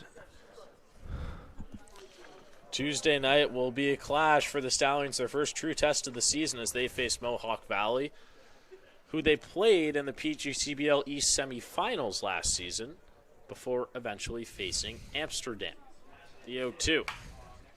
Smacked off to the right side, foul. Mohawk Valley last season finished 25-15-3, 9 games behind first place, 3.5 back of the Stallions. And the games that they've played between each other were classic. Stallions mounted an epic comeback here at home from 5-0 down to go on to win. In the regular season matchup, the only time Mohawk Valley traveled to Cantine Field. 0-2. Popped up on the infield. Sanchez calls for it, and he can't make the play. Sanchez actually called off the third baseman, Kaminsky, so I was expecting him to make the play after calling him off. That's always an interesting one, especially if you're Sanchez and you have to flip off the mask. You're already a little bit disoriented with your vision and your balance. Could have made more sense for Kaminsky to grab that one, but luckily for the Stallions, they're up by 9 runs, and a foul ball dropping is not going to hurt them all too much. Especially since Kaminsky is running in on the ball. Outfielders, when they run in, they are taught to call off the infielders. 0-2 just misses down low. 1 ball and 2 strikes here to Woodridge. Woodridge from Fayetteville, New York, up near Syracuse. Graduate of Fayetteville Manlius High School, home of the Hornets. 1-2. Woodridge's father, Richard Woodridge, actually played college baseball at Lemoyne and then went on to play in the San Diego Padres organization. And for those who don't know, Lemoyne, located about 10 minutes away from Fayetteville up there in central New York, so stayed local and eventually went out to the West Coast with San Diego.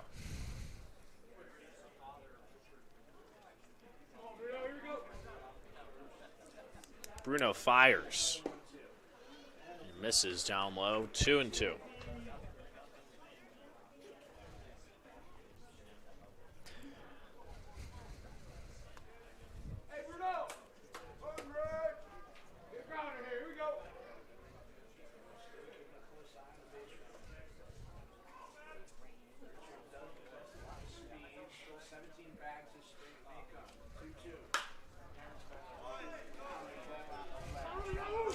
This one into left. No play to be made on the left side. And Comiskey actually tumbled into the left field wall. Couldn't make the play. Great. That's now 2 pitches in this at-bat where Woodridge could have been retired in foul territory. That was a much tougher play, though, than the pop-up that Sanchez dropped. Kaminsky ran a long way, even to dive right along the fence. 2-2. Hit over to first, just past the diving Painter. Heading over to third is Richards. Throw is going to be too late. Play over at second. Not in time. Nearly had Woodridge. And now Oneonta has runners at second and third, and you can see the frustration on Bruno's face. He knows that Woodridge could have been out twice there.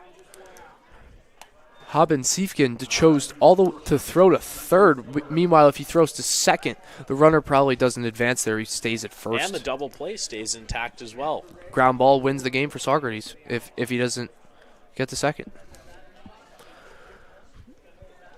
Matt Carrera, the shortstop, now to the dish. 0 for 2 tonight with a walk. Lines that one to the right side, foul, 0-1.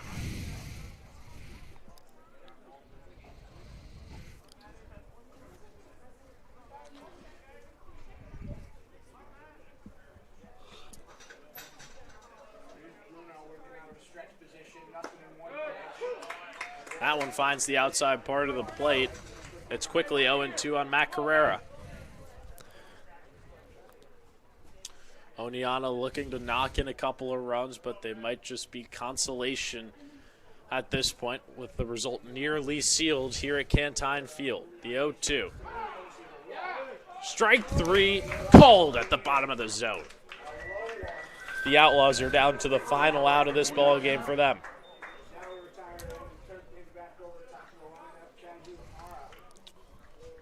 Kazuhara will be the one to step into the box as the Stallions are 1 out away from closing this one out here at Cantine Field.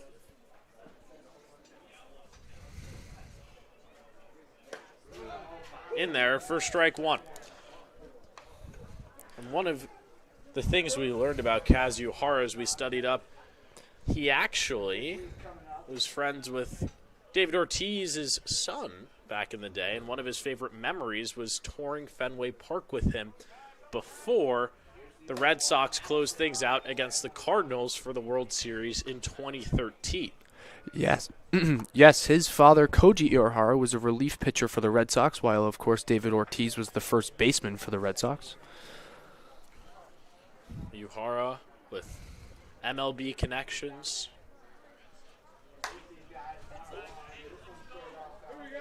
An experienced guy on this team, and went to school down at IMG where he batted over .350, then is now at Wofford. Still from Tokyo, Japan, so a long ways from home this summer.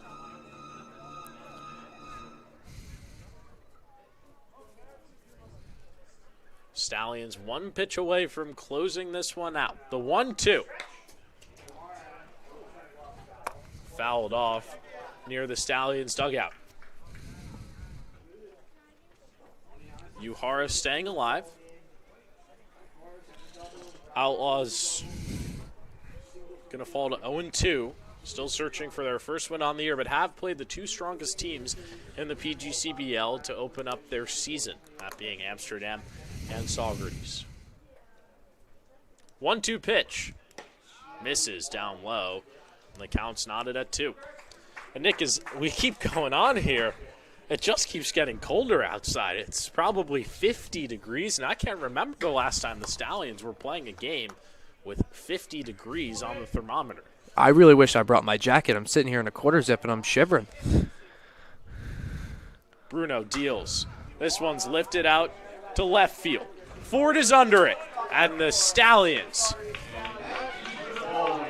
have their first home win of 2025, a 10-1 victory over the Oneonta Outlaws. A comprehensive performance from the top down, and they'll roll into the off day, sitting at 2-0.